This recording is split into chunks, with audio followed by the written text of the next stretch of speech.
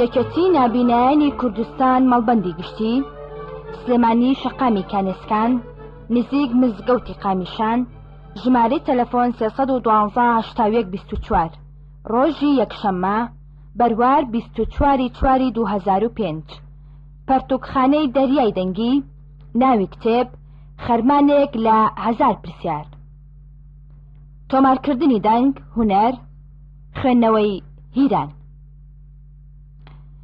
خەرمانێک لە 1000 پرسیار دەربارەی یەکەم قورئانی پیرۆز، دووەم ژیانی پێغەمبەران، سێیەم ژیانی پێغەمبەر، چوارەم ڕەمەزانی پیرۆز، پێنجەم جێنشینەکانی پێغەمبەر، شەشەم هاوڵانی پێغەمبەر، حەوتەم ڕۆژی قیامەت، هەشتەم زانایانی ئیسلام، نۆیەم مێژووی ئیسلامی، دەیەم ئافرەتانی ناودار، 11 کورد و کوردستان، 12 ڕۆشنبیری گشتی. ئامادەکردنی عەبدوڕەحمان نەجمەدین تەها. پێشەکیەک بە پێنووسی بەڕێز مامۆستا مستەفا غەفور. الحمد لله رب العالمين والصلاة والسلام على سيدنا محمد وعلى آله وصحبه أجمعين. عزیزانم، ئەم کتێبەی لە بەردیدی بەڕێزتاندایە بەرهەمی برای بارێز و خۆشەویستم کاک عەبدوڕەحمان مامۆستا سەید نەجمەدینە. خوای گەورە بە بەزەی فیردەوسی خۆی بکاتە ئارامگای دڵی. ئەم بەرهەمە کە ناوی خەرمانێک لە 1000 پرسیارە لەگەڵ ناوەڕۆکەکەیدا زۆر گونجاوە، چ بۆ ئەم چ بۆ پێشینانمان کە لە کێڵگەی ژیاندا زۆر ماندووبوون و شوێنیان چاک کردووە و تۆیان وەشاندووە و خزمەتی زۆریان کردووە. زانایانیش کۆیان کردووەتەوە لە ناوجەرگەی خەرمانی دڵ و کتێبەکانیاندا کۆیان کردووەتەوە. ئێستش برای نووسەر و لاومان لار خەرمانێک چەند دەستەگوڵێکی ڕەنگاوڕەنگ و بۆنخۆش و دەرمانی دڵەکانی هێناوە و لە خەرمانەکەی خۆیدا کۆی کردووەتەوە بۆ ئەوەی جارێکی تر و سەر لە نوێ لە کێڵگەی دڵاندا تۆویان بڕوێنێتەوە. ئەم خەرمانەش چەند تایبەتمەندێکی خۆی هەیە. یەکەم، نوێکاری لە داڕشتنی بابەتەکانیدا بە شێوەیە کە خوێنەر حەز بە خوێندنەوە و بیستنی دەکات. دووەم، زیندووکردنەوەی زۆرێک لەو بابەتانەی کە خەریک بوو لە بیر بچنەوە یان کاڵ ببنەوە بەهۆی نەبوونی سەرچاوە یان درێژی سەرچاوەکان. سێەم، سەرچاوەیەکی باشە بۆ سوود وەرگرتن بە تایبەتی لە شەوانی ڕەمەزانی پیرۆز و قەدری پیرۆزدا و بۆ هەموو جۆرە پێشبڕکێیەک. چوارەم، دانایی و وردەکاری زۆری تیادا کردووە لە باسی ڕەمەزان کە دەرگا و کارگەی دروستکردنی مەشخەڵ دارانە و قورئانی پیرۆزیش ڕووناکەرەوەی ژیانە. هیوادارین ئەم بەرهەمەش لە دەفتەری چاکەکانیدا بۆی تۆمارکرابێ و لای خوێنەرانیش جێگەی سوود و ڕەزامەندی بێت و پاڵنەرێک بێت بۆ ئەوەی گەنجانی خاوەن قەڵەم لە هەموو بوارێکدا هەوڵ بدەن نووسینیان هەبێت. وەسەلام عەلەیکم وەڕەحمەت الله وبەرەکاتوه. مستەفا غەفور وتاربێشی مزگەوتی ئوسامە لە هەڵەبجەی شەهید 20/11/2000 24 شەعبانی 1421 کۆچی. دەستپێک، خوێنەری بەڕێز، ئەم نامیلکەی لە بەردەستتدایە بەرهەمی ڕەنج و ماندووبوونێکی زۆرە و دروێنەی چەندین کتێب و پەڕاوی جۆرا و جۆرم بۆ کردووە تا بتوانم خەرمانێکی ئەوتۆ پێشکەش بە خوێنەران و کتێبخانەی ئیسلامی بکەم. بۆ ئومێدەی بە خەرمان توانی بێتم مەڵۆیەک زیاتر بخەمە سەر مەڵۆی زانست و ڕۆشنبیریتان. ئەم بەرهەمە بەر لەوەی بێتە خزمەتتان بژارێکی پوختی پرسیار و وەڵامەکان کراوە لە ڕووی سەرچاوەکانەوە سوود لەو سەرچاوانە وەرگیراون کە جێگەی باوەڕ و متمانن. لەوانەیە لە هەندێک جێگەدا هەڵی چابڕوویدا بێت یان دووبارە بوونەوە هەبێت، بۆیە داوای لێبوردن دەکەم دیارە هەمومان مرۆڤین و مرۆڤیش لە هەڵەوە نزیکە. لەگەڵ ئومێدی نزای خێرتان. 75 پرسیار دەربارەی قورئانی پیرۆز. پرسیاری یەکەم، لە سەرەتای سوورەتێکدا بسم الله الرحمن الرحیم نییە، لە سوورەتێکی تردا 2 بسم الله تێدایە. ئەو دوو سوورەتە ناویان چییە؟ وەڵام سوورەتی تەوبە یا ئەلبەراءە بسم الله تیانە، لە سوورەتی نەملیشدا 2 بسم الله هەیە. پرسیاری دووەم، کام سوورەت لە گشت ئاەتەکانیدا ناوی پیرۆزی ئەڵڵا هەیە؟ وەڵام سوورەتی مجادەلە. پرسیاری سێیەم، چەند پێغەمبەر لە قورئانی پیرۆزدا ناویان هاتووە؟ وەڵام 25 پێغەمبەر. پرسیاری چوارەم، دوو ئاەت لە قورئانی لە هەردوو سەرەوە دەخوێنرێنەوە، کامانن؟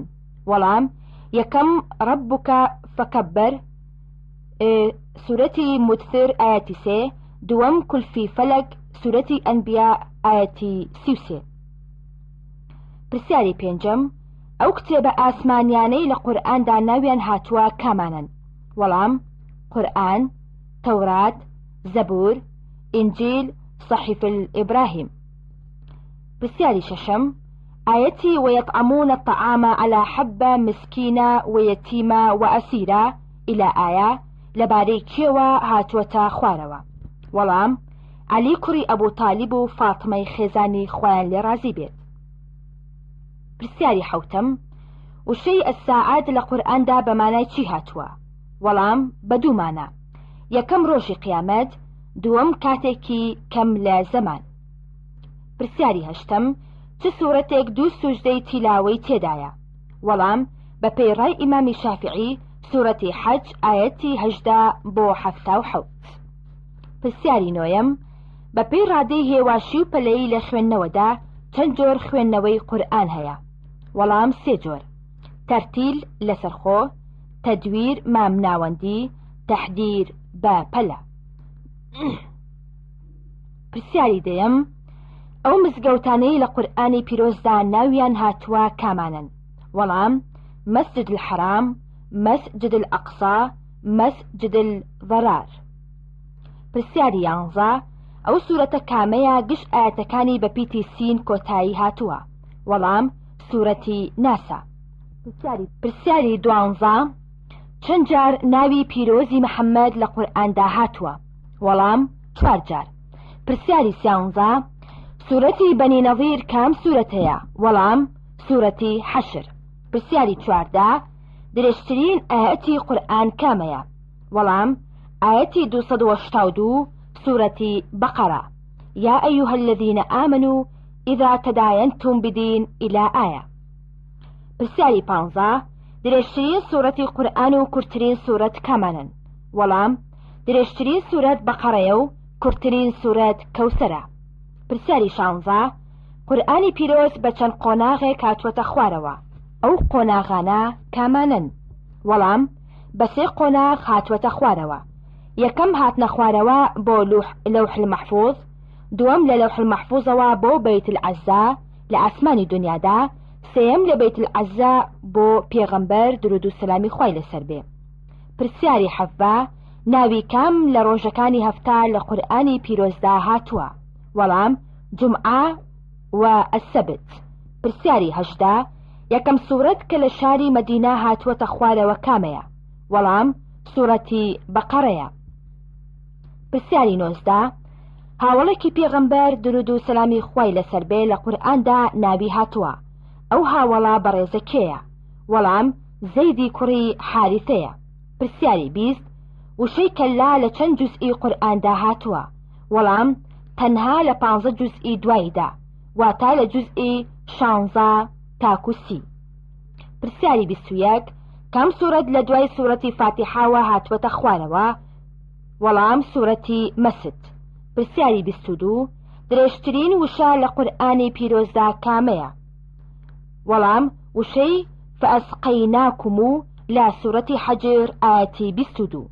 پرسیاری 23، کام سوورەت گشت ئاەتەکانی با پیتی ڕێ کۆتایی هاتووە؟ وەڵام سوورەتی قەمەر، قەدر، عەسر، ئەلکەوسەر. پرسیاری 24، کام خەلیفەی ڕاشیدە بوو بۆ یەکەمین جار قورئانی پیرۆزی کۆ کردەوە؟ وەڵام ئەبوبەکری سەدیق خوای لێ رازی بێ. پرسیاری 25، ئەو سوورەتانەی بە قول دەست پێ دەکەن ناویان چییە؟ وەڵام جن، کافرون، ئیخلاس، فەلەق، ناس. پرسیاری 26، چەند سوژدەی تیلاوە لەسەر جەم قورئانی پیرۆزدا هەیە؟ وەڵام بەڕای ئیمامی شافعی و حەمبەلی 14 سوژدەیە. پرسیاری 27، مەبەست لە وشەی ثەقەلین لە سوورەتی ڕەحماندا چییە؟ وەڵام مەبەستی لە ئادەمی زات و جنۆکەیە. پرسیاری 28 یەکەم ئاەتی قورئانی پیرۆز و دو ئاەت کە هاتوونەتە خوارەوە کامانن؟ وەڵام بەپێی ڕاستترین یەکەم ئاەت ئیقرا بئیسمی ربک الذی خلق تا ما لم يعلم سورەتی علق ئاەتی 1-5 دو ئاەتیش اليوم أكملت لكم دينكم تا دەگاتە إلى سلام دينا سورەتی مائدە ئاەتی 3 29 خوێندنەوەی قورئانی پیرۆز بە پێی زانستی چاک خوێندنەوە تەجوید حکمی چۆنە؟ وەڵام فەرزی عینە واتە هەر کەس بە تەجویدەوە قورئان نەخوێنێت گوناهبار ئەبێت. پرسیاری سی کێ ئاەت و سوورەتەکانی قورئانی بەم شێوەیە کە ئێستا هەیە تەرتیب کردووە؟ وەڵام خودی پێغەمبەری خودا درود و سلامی خوای لەسەر بێ. پرسیاری سیویەک گەورەترین ژمارە کە لە قورئاندا هاتووە چەندە؟ وەڵام 100,000 وأرسلنا إلى 100,000 أو يزيدون صافات آيات 147. پرسیاری 32 کێ بۆ یەکەمین جار نقطەی بۆ پیتەکانی قورئان دانا؟ وەڵام بە شێوەی تاکە کەسی ئەبوو ئەسوەد الدوەلی بووە، بە شێوەی ڕسمیش بە فەرمانی خەلیفە عەبدولمەلیکی کوڕی مەروان و سەرپەرشتی حەجاج ئەنجام دراوە. پرسیاری 33 لە قورئانی پیرۆزدا چەند سوژدەی شکر هەیە؟ وەڵام بەڕای ئیمامی شافعی 1 سوژدەیە و سوورەتی ساد ئاەتی 24. پرسیاری 34 کام ئاەت ئاماژە بۆ ئەوە دەکات کە خۆر وەستاو نییە؟ وەڵام ئاەتی وەشەمس مستەقەر لەها سوورەتی یاسین ئاەتی 38. پرسیاری 35 مەبەست لە مەغضوب عەلەیهم وەلەضالین لە سوورەتی فاتحادا کێیە؟ وەڵام مەغضوب عەلەیهم جوولەکەکان ضالین دیانەکانن.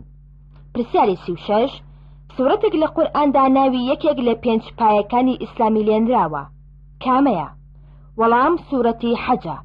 پرسیاری 37 قورئان بە چەند شێوازێک تەحەدا دەکات کە کەس بتوانێت وەکو قورئان دابنێ و ئەو شێوازانە چین؟ وەڵام 3 شێوازن.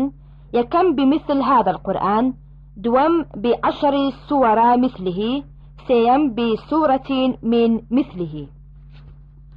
پرسیاری 38 لە ئاەتێکدا 6 مەد زۆر لە نزیک یەکەوە هاتوون ئاەتەکە کامەیە؟ وەڵام مذبذبين بين ذلك لا إلى هؤلاء ولا إلى هؤلاء. پرسیاری 39 سوورەتی عەبەس لەبارەی دڵشکاوی هاوڵێکی پێغەمبەرەوە هاتووەتە خوارەوە، ئەو هاوڵە ناوی چییە؟ وەڵام حەزرەتی عەبدوڵڵا کوڕی مەکتوم خوای لێ ڕازی بێ. پرسیاری 40 گەورەترین جیاوازی لە نێوان قورئان و حەدیسی قودسیدا چییە؟ وەڵام دەق و مانای قورئان هەردووکی لەلایەن خواوەیە، بەڵام حەدیسی قودسی تەنها ماناکەی لەلایەن خواوەیە و دەقەکەیشی هی پێغەمبەرە درود و سلامی خوای لەسەر بێ. پرسیاری 41 یەکێک لە سوورەتەکانی قورئان بە ناوی ئافرەتێکەوە ناونراوە، کام سوورەتەیە؟ وەڵام سوورەتی مەریەمە.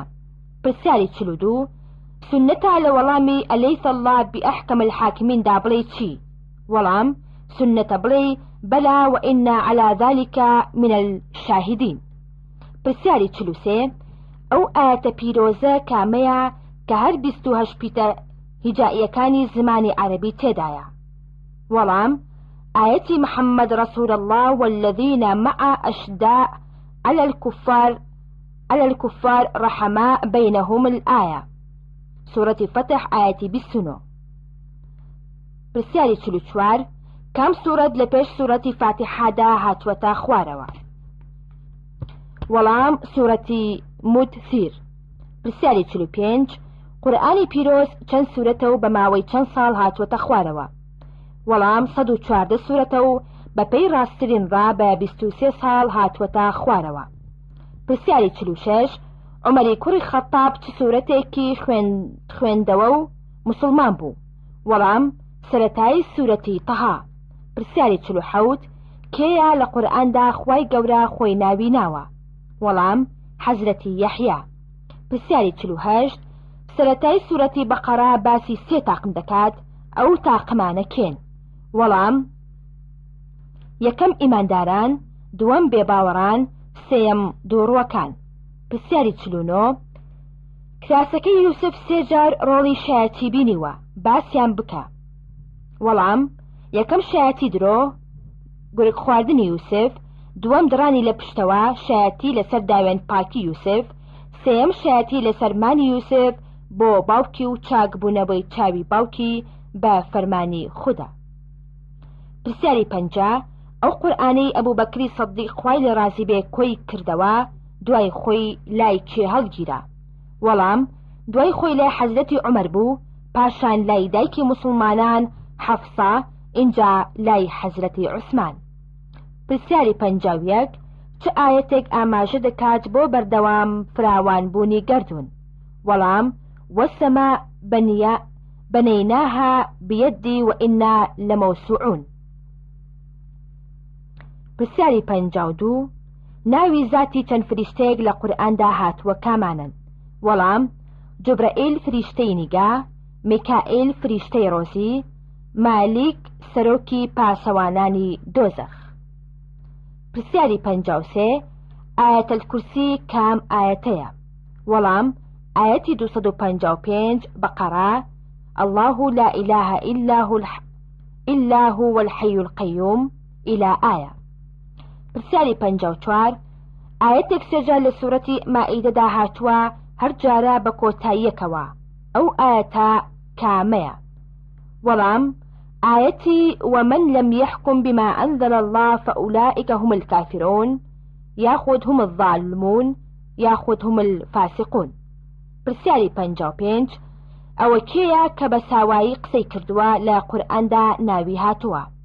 وەڵام: حەزرەتی عیسایە عەلەیهی السەلام.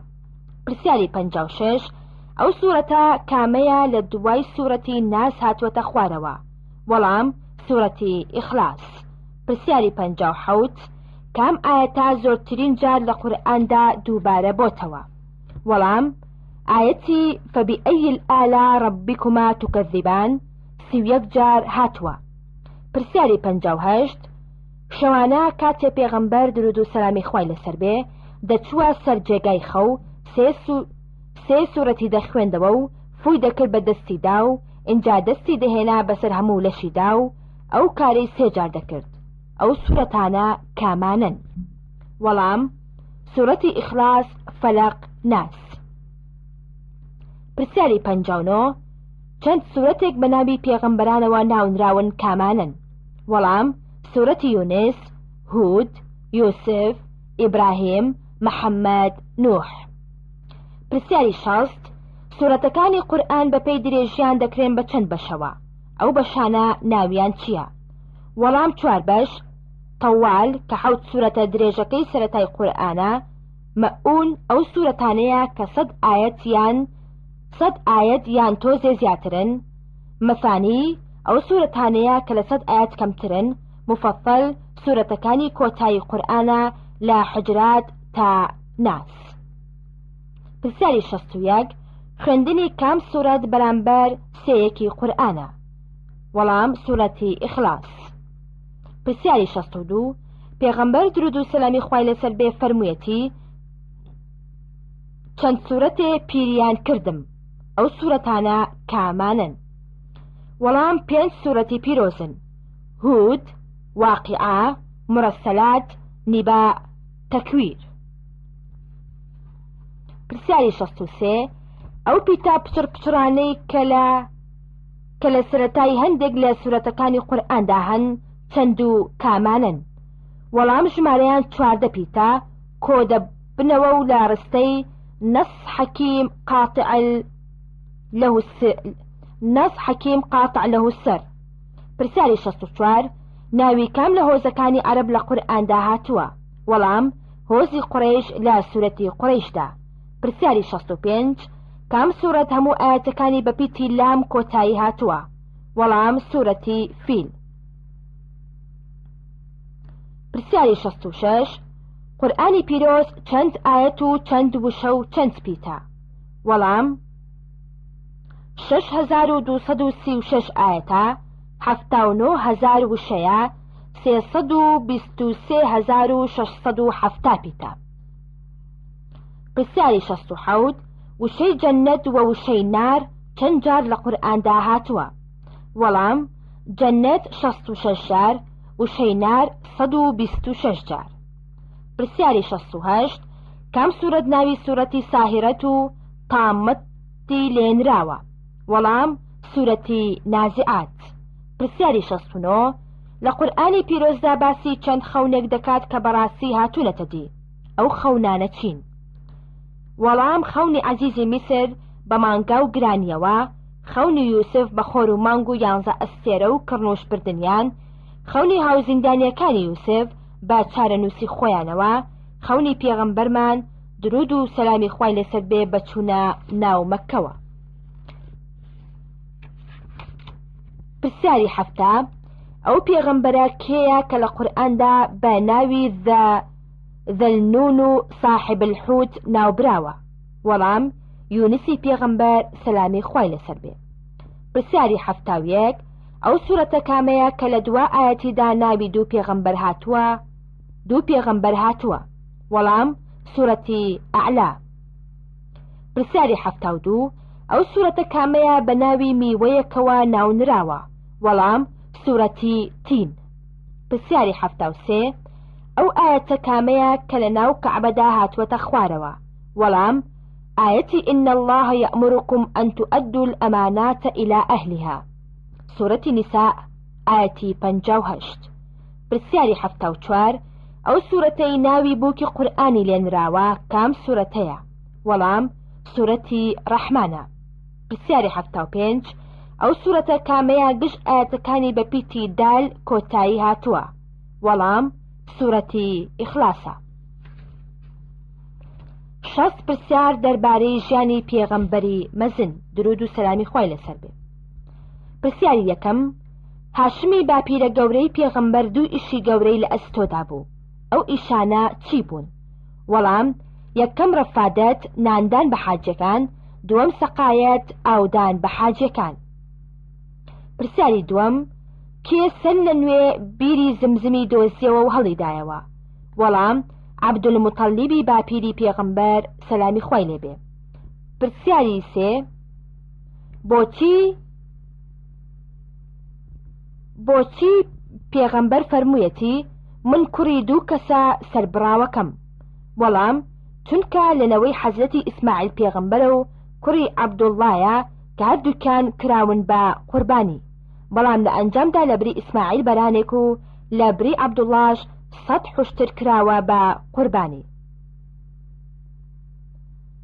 پرسیاری 4 ئەو کەسە کێ بوو کە پەنای پێغەمبەری خوایدا پاش گەڕانەوە و نائومێد بوون لە خەڵکی تائیف؟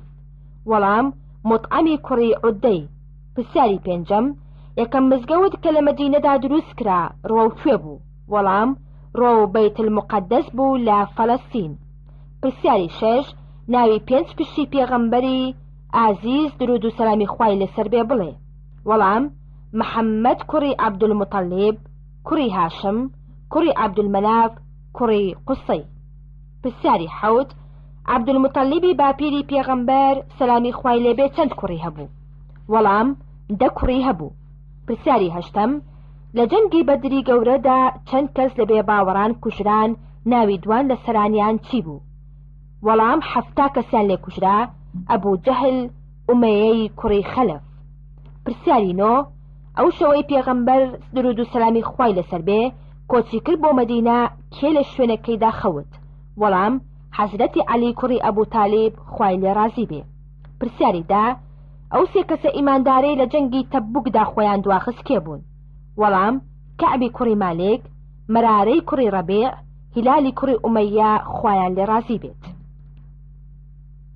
پرسیاری 11 یەکەمین ئافرەت کە لە سەردەمی پێغەمبەردا درود و سەلامی خوای لەسەر بێ شەهید بوو کێ بوو؟ وەڵام خاتو سومەیە خوای لێ رازی بێت. پرسیاری 12 دەوروبەر و ناوی کەعبەی پیرۆز چەند بتی تیادا بوو؟ وەڵام 360 بت. پرسیاری 13 لە جەنگی تەبوکدا ژمارەی لەشکری موسڵمانان چەند بوو؟ وەڵام 30,000 کەس بوون. پرسیاری 14 پێغەمبەری خوددا درود و سەلامی خوای لەسەر بێ لە کام مانگدا لەدایک بوو و لە کام مانگیشدا وەفاتی کرد؟ وەڵام لە مانگی ڕەبیع الئەوەلدا لەدایک بوو، هەروەها لە مانگی ڕەبیع الئەوەلیشدا وەفاتی کردووە. پرسیاری 15 پێغەمبەری خوددا درود و سلامی خوای لەسەر بێ چەند ڕۆژ نەخۆش بوو و لە چ کاتێکیشدا وەفاتی کرد؟ وەڵام 14 ڕۆژ نەخۆش بوو، لە چێشتەنگاوێکی درەنگی ڕۆژی دووشەممەدا وەفاتی کردووە. پرسیاری 16 مۆری پێغەمبەرایەتی درود و سلامی خوای لەسەر بێ لەکوێی لاشەی پیرۆزی پێغەمبەردا بووە؟ وەڵام لە نێوشانی پیرۆزیدا هێندەی هێلکە کۆترێک بووە. پرسیاری 17 هاتنی وەحی بۆ پێغەمبەر درود و سلامی خوای لەسەر بێ سەرەتا بەچی دەستی پێ کرد؟ وەڵام بە بینینی خەوی ڕاست هەر قەوێکی بدیایە ڕێک دەهاتە دی. پرسیاری 18 قۆناغی بانگەوازی نهێنی لە مەککەدا چەندی خایاند؟ وەڵام ماوەی 3 ساڵ بەردەوام بوو. پرسیاری 19 بۆچی پێغەمبەر درود و سلامی خوای لەسەر بێ ساڵی دێمی کۆچی ناونا ساڵی ماتەمینی؟ وەڵام چونکە خاتو خەدیجەی خێزانی و ئەبوو تالیبی مامی لەو ساڵەدا کۆچی دواییان کرد. پرسیاری 20 گەماروی هەمەلایەنە لە کەوی ئەبوو تالیبدا چەند ساڵی خایاند؟ وەڵام 3 ساڵی ڕەبەق لە مانگی محەڕەمی ساڵی 7 تا مانگی محەڕەمی ساڵی دەی کۆچی. پرسیاری 21 لە بەیعەی عوقوبەتی دووەمدا پێغەمبەر درود و سلامی خوای لەسەر بێ چەند کەسی هەڵبژارد و چ ناوێکی لێنان؟ وەڵام 12 کەس ناوینان نەقیب. پرسیاری 22 لە کاتی کۆچ بۆ مەدینە پێغەمبەر درود و سلامی خوای لەسەر بێ لەگەڵ ئەبوو بەکردا چوونە ناو کام ئەشکەوت و چەندەش تیایدامانەوە؟ وەڵام ئەشکەوتی ثەور 3 شەو تیایدامانەوە. پرسیاری 23 ئەو قسە مەشهورەی ئەبوو تالیب کە بە ئەبرەهەی وت چی بوو؟ وەڵام ئین للبەیت ڕەبە سەیەحمیها واتا کەعبە خوا و خاوەنی خۆی هەیە و ئەو دەیپارێزێت. پرسیاری 24 یەکەم مزگەوت کە پێغەمبەری ئازیز درود و سلامی خوای لەسەر بێ دروستی کرد ناوی چی بوو؟ وەڵام مزگەوتی قەبا. پرسیاری 25 دایانەکەی پێغەمبەر درود و سلامی خوای لەسەر بێ ناوی چی بوو و لە کام هۆزیش بوو؟ وەڵام خاتو حەلیمەی کچی ئەبوو ذۆیب لە هۆزی بەنی سەعد. خاتو حەلیمەی کچی ئەبوو ذوئیب لە هۆزی بەنی سەعد. پرسیاری 26 مەدینە 3 هۆزی بەناوبانگی جوولەکەی تیادا بوو، ناوی ئەو هۆزانە چی بوو؟ وەڵام بنو قینقاع، بنو نەظیر، بنو قەریضە. پرسیاری 27 یەکەم پیا و ئافرەت منداڵ کە موسڵمان بوون کێ بوون؟ وەڵام یەکەم پیا و حەزرەتی ئەبوو بەکری سەدیق بوو، ئافرەتیش خاتو خەدیجە، منداڵیش حەزرەتی عەلی بوو خوای لێ ڕازی بێ. پرسیاری 28 یەکەم کۆچ بۆ ئیسلام کرا بەرەو کوێ و چەند کەس بوون؟ وەڵام کۆچی جاری یەکەم بوو بەرەو حەبەشە، 12 پیا و 4 ئافرەت بوون. پرسیاری 29 لە کاتی گەڕانەوەی پێغەمبەر درود و سلامی خوای لەسەر بێ لە تائیف لە وادی نەحلەتدا ڕووداوێکی گەورە ڕوویدا چی بوو؟ وەڵام کۆمەڵێک جن بە بیستنی قورئان سەرسام بوون و ئیمانیان هێنا بە پێغەمبەر درود و سلامی خوای لەسەر بێ. پرسیاری 30 بەشدارانی خەڵکی مەدینە لە پەیمانی عەقەبەی یەکەمدا چەند کەس بوون؟ وەڵام 5 کەس لە هۆزی خەزرەج و 2 کەس لە هۆزی ئەوس. 31 ئەو هاوڵەی پێغەمبەر درود و سلامی خوای لەسەر بێ ناوی چی بوو کە بەهۆی خواردنی گۆشتە ژەهراویەکەوە لە خەیبەردا شەهید بوو؟ وەڵام بیشرایی کوڕی مالیک خوای لێ ڕازی بێ. پرسیاری 32 یەکەم خێزانی پێغەمبەر درود و سلامی خوای لەسەر بێ کە لە دوای وەفاتی خاتو خەدیجە خواستی کێ بوو؟ وەڵام خاتو سەودەی کچی زەمعە بوو خوای لێ ڕازی بێ. پرسیاری 33 لە ماڵی کوێدا پێغەمبەر برایەتی خستە نێوان ئەنسار و مهاجرین چەند کەسیش ئامادە بوون؟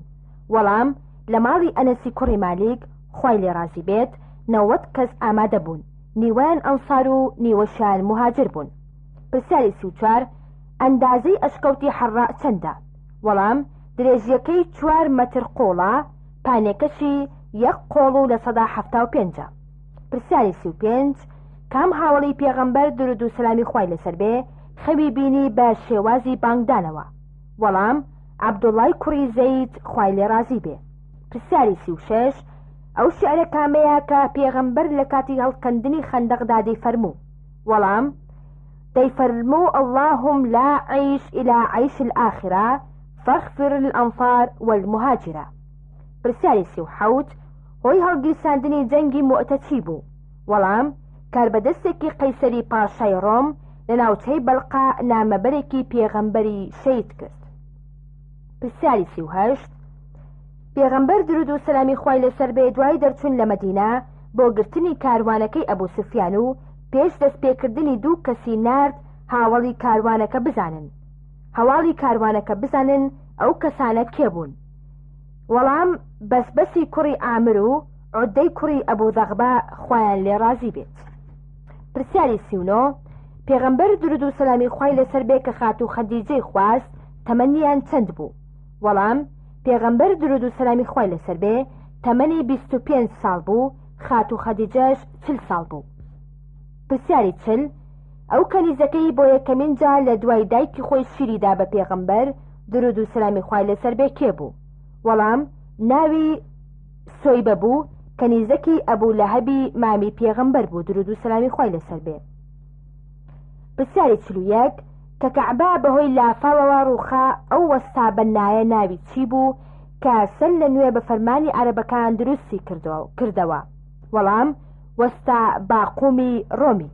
پرسیاری 42 پێغەمبەر درود و سەلامی خوای لەسەر بێ لە تەمەنی 25 ساڵیدا بەشداری کام پەیمانی کردووە؟ وەڵام پەیمانی حەلف الفضول کە بە مەبەستی یارمەتیدان و پشتگیری لە ستەم لێکراوان بەسرا. پرسیاری 43 کوڕەکانی پێغەمبەر درود و سەلامی خوای لەسەر بێ ناویان چی بوو؟ وەڵام 3 کوڕ قاسم ئیبراهیم عەبدوڵڵا. پرسیاری 44 ناوی کچەکانی پێغەمبەر درود و سەلامی خوای لەسەر بێ چی بوون؟ 4 کچ زەینەب، ڕوقیا، ئوم الکەلسوم، فاتیمە. پرسیاری 45 لە گەشتی ئەسرا و المێعراجدا کام فریشتە هاوڵی پێغەمبەر بوو درود و سەلامی خوای لەسەر بێ؟ وەڵام حەزرەتی جوبرەئیل سەلامی خوای لێبێ. پرسیاری 46 کام لە خێزانەکانی پێغەمبەر بە دایکی هەژاران ناسراوە؟ وەڵام خاتو زەینەبی کچی خوزەیمە خوای لێ ڕازی بێ. پرسیاری 47 یەکەمین سریا کە پێغەمبەر درود و سەلامی خوای لەسەر بێ بەڕێی خست بە فەرماندەی کێ و چەند کەس بوو؟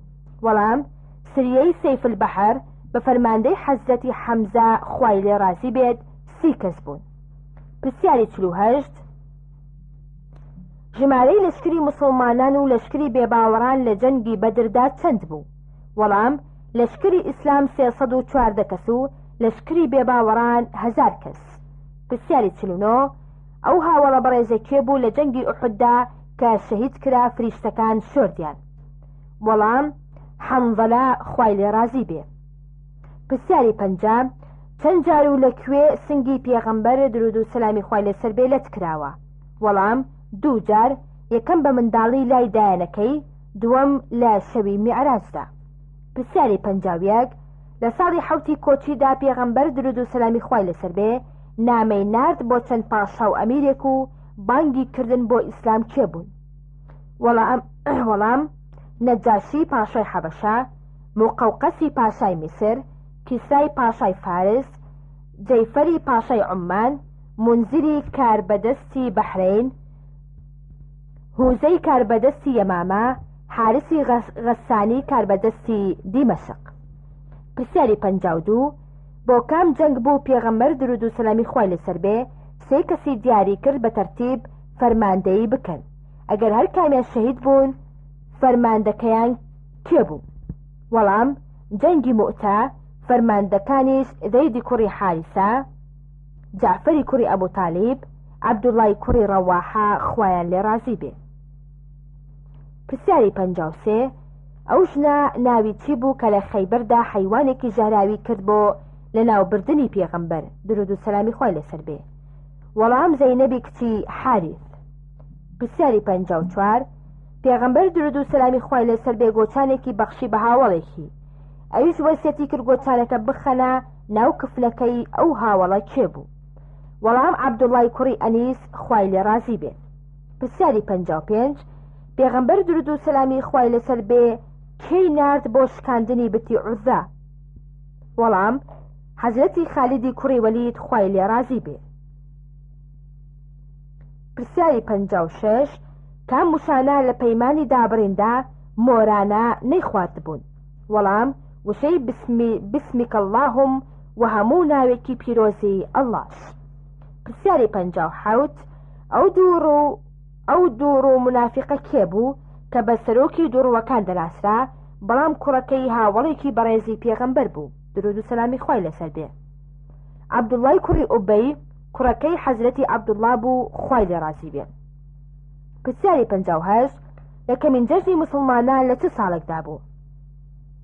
وەڵام یەکەمین جەژنی ڕەمەزانی ساڵی دووەمی کۆچی بوو کە هاوکات بوو لەگەڵ جەژنی سەرکەوتن لە جەنگی بەدردا. پرسیاری 59 کەی قیبلە گۆڕا لە بەیت المقەدەسەوە بۆ کەعبەی پیرۆز؟ وەڵام مانگی شەعبانی ساڵی دووەمی کۆچی.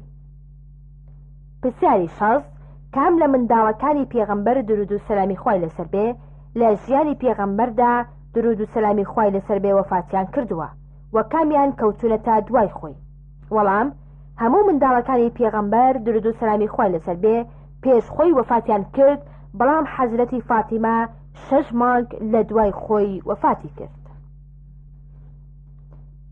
75 پرسیار دەربارەی ژیانی پێغەمبەران. پرسیاری یەکەم بەپێی فەرمودەی پێغەمبەر درود و سەلامی خوای لەسەر بێ ژمارەی سەرجەم پێغەمبەران ڕەسوول النەبی چەندە؟ وەڵام 124,000 پێغەمبەر. پرسیاری دووەم لە قورئانی پیرۆزدا ناوی چەند پێغەمبەر هاتووە؟ وەڵام 25 پێغەمبەر ناویان هاتووە. پرسیاری سێیەم کوڕی ئیماندارەکانی حەزرەتی نوح ناویان چی بوو؟ وەڵام حام، سام، یافر. پرسیاری 4 حەزرەتی لوط چ خزمایەتێکی لەگەڵ حەزرەتی ئیبراهیمدا هەیە؟ وەڵام حەزرەتی لوط برازای حەزرەتی ئیبراهیم بووە. پرسیاری 5 پێغەمبەر درود و سەلامی خوای لەسەر بێ لەبارەی کام پێغەمبەرەوە فەرموویەتی الکەریم بن الکەریم بن الکەریم بن الکەریم؟ وەڵام لەبارەی حەزرەتی یوسف چونکە کوڕی یعقوب کوڕی ئیسحاق کوڕی ئیبراهیم بووە. پرسیاری 6 نازناوی ذەلنون و صاحب الحوت هی کام پێغەمبەرە؟ وەڵام یونس پێغەمبەرە. پرسیاری 7 مەزاری حەزرەتی شیس لەکوێیە؟ وەڵام لە شاری موسڵە لە عێراق. پرسیاری 8 ناوی موسا بە زمانی میسری کۆن یعنی چی؟ وەڵام واتە لە ئاو دەرهێنراو. پرسیاری 9 حەزرەتی شوعەیب بۆ سەر چ گەلێک نێراوە؟ وەڵام بۆ سەر ئەهلی مەدیەن کە بە ئەصحاب اللایکەت ناسراون. پرسیاری 10 پێغەمبەرە خاوەن عەزمەکان ئەولو العەزەم کێن؟ وەڵام نوح، ئیبراهیم، موسا، عیسا، محەممەد. پرسیاری 11 ئەو پیشەیە چییە کە زۆربەی پێغەمبەرانی خوا کردویانە؟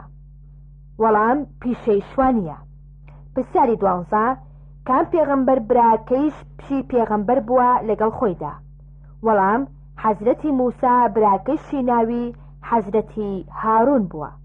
پرسیاری 13 ژنە ئیماندارەکەی فرعەون ناوی چی بوو؟ وەڵام خاتوو ئاسیا. پرسیاری 14 کام پێغەمبەر تووشی نەخۆشیێکی زۆر سەخت و درێژخایەن بوو؟ وەڵام حەزرەتی ئەیوب. پرسیاری 15 حەزرەتی لوط بۆ کوێ ڕەوانەکرا بە پێغەمبەر؟ وەڵام بۆ سەر ئەهلی سەدوم کە لە شوێنی بەحرالمەیتدا بوون. پرسیاری 16 کوڕی کام پێغەمبەر بە بێباوەڕی و بە خنکان لەناوچوو؟ وەڵام کوڕێکی حەزرەتی نوح. پرسیاری 17 کاتێک حەزرەتی ئیسحاق لەدایک بوو حەزرەتی ئیبراهیمی باوکی تەمەنی چەند بوو؟ وەڵام 100 ساڵ. پرسیاری 18 حەزرەتی عیسا چەند لە حەزرەتی یەحیا بچووکتر بووە؟ وەڵام حەزرەتی عیسا 3 مانگ دوای حەزرەتی یەحیا لەدایک بووە. پرسیاری 19 ئەو دوو پێغەمبەرەی ژنەکانیان نمونەی بێباوەڕین کێن؟ وەڵام ژنی حەزرەتی نوح، ژنی حەزرەتی لوط. پرسیاری 20 ئەو دوو ئای حەزرەتی یونس لە سکی نەهەنگەکەدا خوێندی چی بوو؟ وەڵام لا إله إلا أنت سبحانك إني كنت من الظالمين. پرسیاری 21 حەزرەتی یونس بۆ سەرکوێ ڕەوانەکرا بە پێغەمبەر، وەڵام بۆ سەر ئەهلی نینەوە. پرسیاری 22 کام پێغەمبەر بوو کە وەفاتی کرد تا ماوەیەکی زۆر هەر پێی نەزانرا کە مردووە، وەڵام حەزرەتی سولەیمان. پرسیاری 23 حەزرەتی موسا چەند ساڵ شوانی کرد بۆ حەزرەتی شوعەیب، وەڵام 10 ساڵی ڕەبق. پرسیاری 24 ئەصحاب الحەجەر کێن، وەڵام گەلی ثمود کە گەلی حەزرەتی ساڵح بوون. پرسیاری 25 کام پێغەمبەر لە مانە و لێکدانەوەی خەودا پسپۆر بووە، وەڵام حەزرەتی یوسف.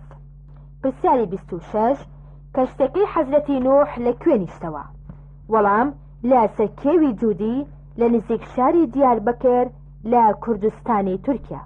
پرسیاری 27 شەوی میعراج پێغەمبەر درود و سەلامی خوای لەسەر بێ لە ئاسمانی چوارەمدا کام پێغەمبەرەی بینی، وەڵام حەزرەتی ئیدریس. پرسیاری 28 هاجرە خاتون و سارە خاتون خێزانی کام پێغەمبەر بوون، وەڵام خێزانی حەزرەتی ئیبراهیم بوون. پرسیاری 29 ئەو کێوە ناوی چییە کە بۆ یەکەم جار خوای گەورە لە سەری قسەی لەگەڵ حەزرەتی موسادا کرد، وەڵام کێوی توور. پرسیاری 30 حەزرەتی نوح چەند ساڵ بانگەوازی گەلەکەی کرد، وەڵام 950 ساڵ. پرسیاری 31 کە حەزرەتی موسا میسری بەجێهێشت بەرەو کوێ هەڵهات، وەڵام ناوچەی مەدیەن. پرسیاری 32 معجزەی کام لە پێغەمبەران حوشترێکی زیندوو بوو لە بەردێک هاتە دەرەوە، وەڵام معجزەی حەزرەتی ساڵح بوو. پرسیاری 33 کام پێغەمبەر ماڵی خوا کەعبەی پیرۆزی بنیاتنا، وەڵام حەزرەتی ئیبراهیم بە هاوکاری حەزرەتی ئیسماعیلی کوڕی. پرسیاری 34 تاقە برا باوک و دایکەکەی حەزرەتی یوسف ناوی چی بوو، وەڵام ناوی بنیامین بوو. پرسیاری 35 خوای گەورە کام پێغەمبەری لە فتوادانێکدا بە فریشتە تاقی کردەوە، وەڵام حەزرەتی داوود لە کێشەی نێوان 99 مەڕەکەدا. پرسیاری 36 کامیان حەزرەتی موسا یان حەزرەتی هارون زوو وەفاتی کرد، وەڵام هارون زووتر وەفاتی کرد. پرسیاری 37 گەلەکەی حەزرەتی هود بەچی سزادران، وەڵام بەبایەکی توندی کوشندا کە ماوەی 708 ڕۆژ بەردەوام بوو. پرسیاری 38 کام پێغەمبەر بوو بۆ خۆلادان لە گوناهێک فەرموویەتی ربي السجن أحب إلا مما يدعوني إليه، وەڵام حەزرەتی یوسف. پرسیاری 39 ئەو پێغەمبەرەی بێوێنە بووە لە دەنگخۆشیدا ناوی چییە، وەڵام حەزرەتی داوود کە زەبوری خوێندوەتەوە و تەسبیحاتی کردووە بە دەنگە زوڵاڵەکەی. پرسیاری 40 کام لە پێغەمبەران باوکی نییە و کامیشیان باوک و دایکی نییە، وەڵام حەزرەتی ئادەم و حەزرەتی عیسا. حەزرەتی ئادەم و حەزرەتی عیسا باوکیان نییە، حەزرەتی ئادەم هەردووکیانی نییە. پرسیاری 41 گەلەکەی حەزرەتی هود ناویان چی بوو، وەڵام گەلی عاد کە لە ناوچەی ئەلئەحقاف نیشتەجێ بوون. پرسیاری 42 کەلیم الله نازناوی کام پێغەمبەرەیە، وەڵام نازناوی حەزرەتی موسایە. پرسیاری 43 کام پێغەمبەر بە شەپازدەیەک فریشتەی گیان کێشانی کوێر کردووە، وەڵام حەزرەتی موسا. پرسیاری 44 ئەو بتە گەورەی کە گەلەکەی یونس دەیان پەرست ناوی چی بوو، وەڵام بتی عەشتار. پرسیاری 45 قارونی سەرمایەداری سەمکار لە سەردەمی کام پێغەمبەردا بووە، وەڵام لە سەردەمی حەزرەتی موسادا. پرسیاری 46 کێ هەواڵی شاژنە بەلقیسی گەیاندا حەزرەتی سولەیمان، وەڵام پەپ و سلێمانکە هود. پرسیاری 47 معجزەی زیندووکردنەوەی مردوو معجزەی کام پێغەمبەر بوو، وەڵام معجزەی حەزرەتی عیسا بوو. پرسیاری 48 گەلەکەی حەزرەتی یونس چەند کەس بوون؟ وەڵام 100,000 کەس یان زیاتر. پرسیاری 49 کوڕی کام پێغەمبەر بوو یەکەمین جار مرۆڤی کوشت؟ ناوی چی بوو؟ وەڵام قابیلی کوڕی حەزرەتی ئادەم. پرسیاری 50 کام پێغەمبەر نمونە بووە لە جوانیدا؟ وەڵام حەزرەتی یوسف. پرسیاری 51 تاڵوت و جالوت کێ بوون؟ وەڵام تاڵوت پاشایەکی بەنو ئیسرائیلی بووە، جالوت سەرۆکی بتپەرستە فەلەستینیەکان بووە.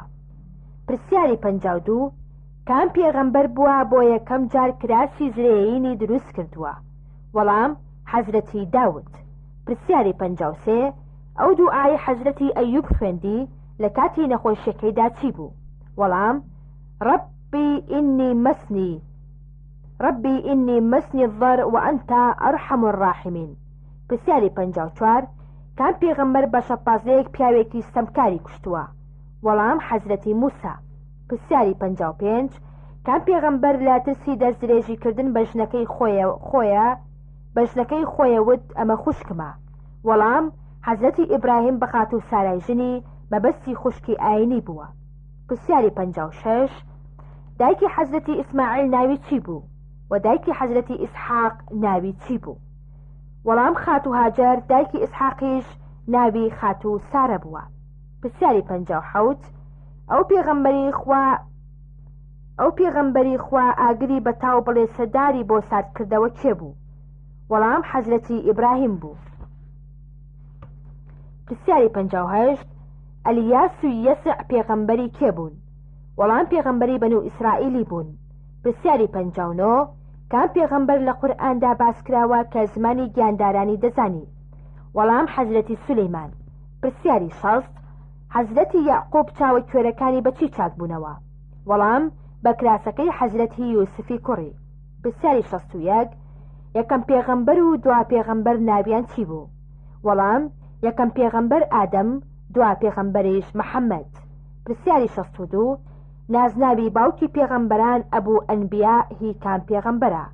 وەڵام حەزرەتی ئیبراهیمە. پرسیاری 63 ئەو گەلەی خوا بە قریشکەیەکی تۆقێنەر فەوتاندنی کێبوون؟ وەڵام گەلەکەی حەزرەتی ساڵح و گەلەکەی حەزرەتی شوعەیب. پرسیاری 64 حەزرەتی موسا چەند کەسی هەڵبژارد بۆ میقاتی خوا بە تەوبەکردن لە پەرستنی گوێرەکەکە؟ وەڵام 7 کەس. پرسیاری 65 حەزرەتی سولەیمان کوڕی کێیە؟ وەڵام کوڕی حەزرەتی داوودە سەلامی خوایان لێبێ. پرسیاری 66 بتەکانی گەلەکەی پێغەمبەر نوح ناویان چی بوو؟ وەڵام ود، سەواع، یەغوث، یەعوق، نەسر. پرسیاری 67 ئینجیل پەیامی کام پێغەمبەرە و مانای چییە؟ وەڵام پەڕاوی حەزرەتی عیسایە وشەیەکی یۆنانیە بە مانای موژدەیە.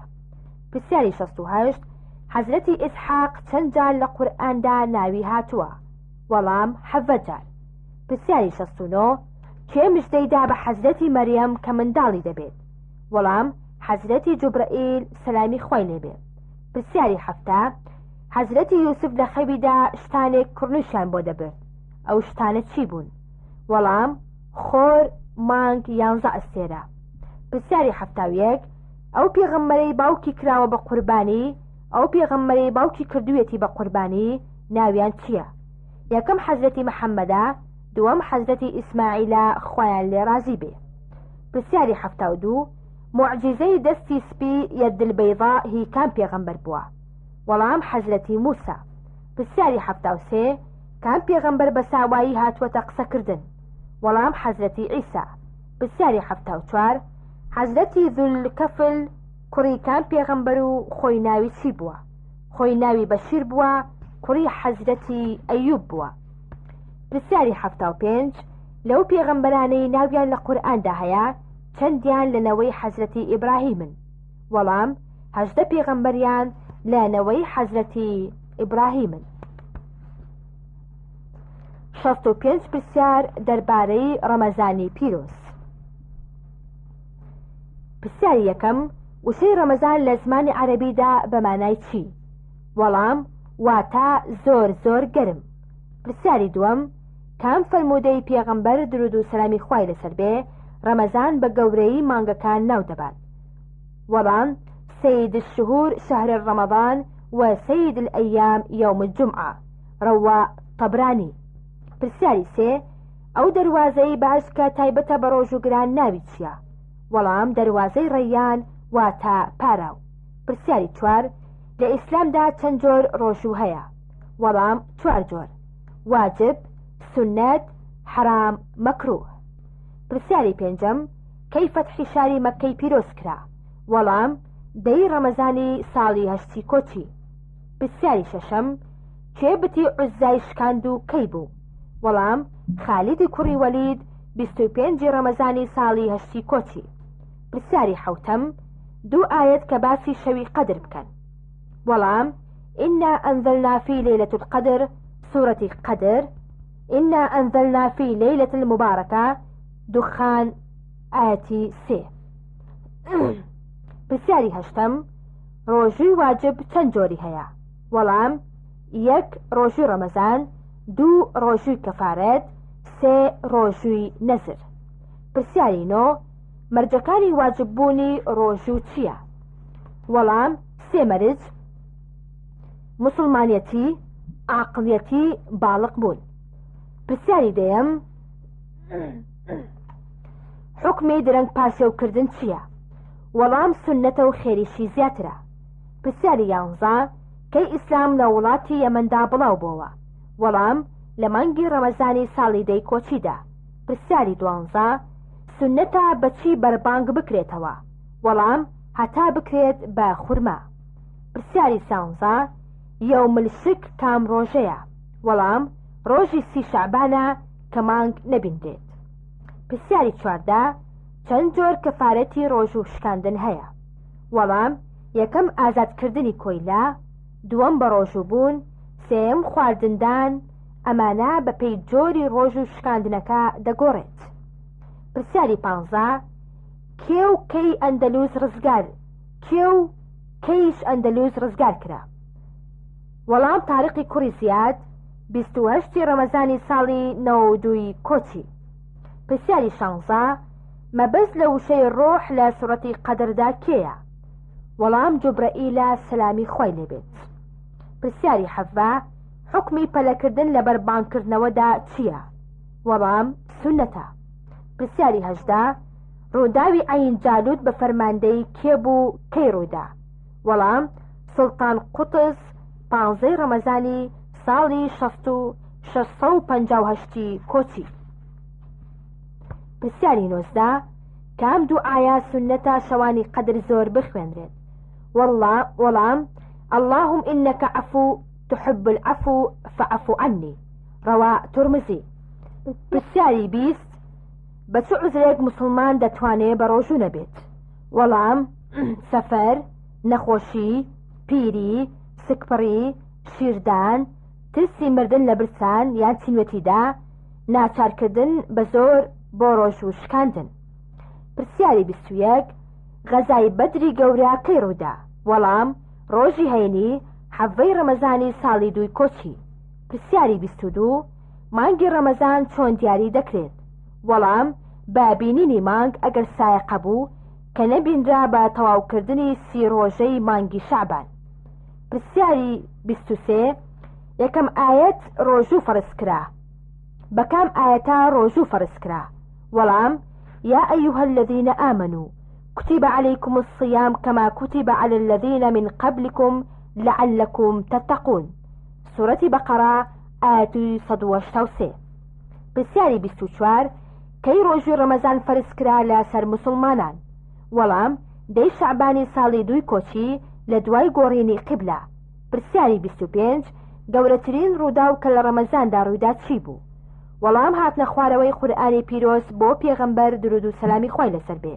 پرسیاری 26، بۆنی دەمی ڕۆژەوان لای خوای گەورە لە بۆنی چی خۆشترا؟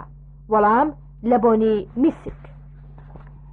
پرسیاری 27، ئەو شتە گەورە گەورانە چین کە لەگەڵ هاتنی ڕەمەزان ڕوو دەدەن؟ وەڵام، دەروازەکانی بەهەشت دەکرێنەوە، دەروازەکانی دۆزەخ دادەخرێن، شەیتانەکان سنگ دەکرێن. پرسیاری 28 حکمی زۆر ئاوردانەوە حکمی زۆر ئاورادان لە دەمولود بۆ ڕۆژ و گرت چییە؟ وەڵام کەراهەتی هەیە واتە باش نییە. پرسیاری 29 جەنگی زولاقا لە نزیک ئەندەلوس کەی ڕوودا؟ وەڵام 25 ڕەمەزانی ساڵی 479 کۆچی.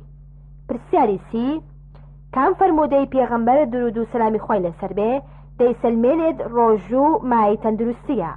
وەڵام سووم و تەسح ڕەوا تەبرانی و ئیبن سینە. پرسیاری 31 ڕۆژوگرتن لە ڕۆژی جەژنی قوربان و ڕەمەزاندا چۆنە؟ وەڵام حرامە ڕۆژیان تێدا بگیرێت. پرسیاری 32 حکمی سیواکردن بۆ ڕۆژوگرت چییە؟ وەڵام تابانگی نیوەڕۆ سونەتە، دوای ئەوە کەراهەتی هەیە تا بەربانگ. پرسیاری 33 حکمی بۆنی خۆش لە خۆدان لە ڕەمەزاندا چییە؟ وەڵام کەراهەتی هەیە واتە باش نییە. پرسیاری 34 شەوی قەدری پیرۆز کام شەوەی ڕەمەزانە؟ وەڵام بەڕای زۆربەی زاناکان شەوی 27 ڕەمەزانە. پرسیاری 35 ڕەمەزان مانگی چەندەمی ساڵی کۆچیە؟ وەڵام مانگی نۆیەمە و لە نێوان شەعبان و شەوالدایە. پرسیاری 36 بە چەند شاهید بینینی مانگی ڕەمەزان دەسەلمێت؟ وەڵام بە یەک شاهیدی پیاوی موسڵمانێ عاقڵێ باڵغێ ڕازگۆیەک. پرسیاری 37 ئیمامی شافعی لە هەر ڕۆژێکی ڕەمەزاندا چەندە قورئانی خوێندووە؟ وەڵام لە ڕۆژێکدا ختمێکی کردووە. پرسیاری 38 قنوت لە نوێژی تەراویحدا لە کەیەوا دەخوێنرێت؟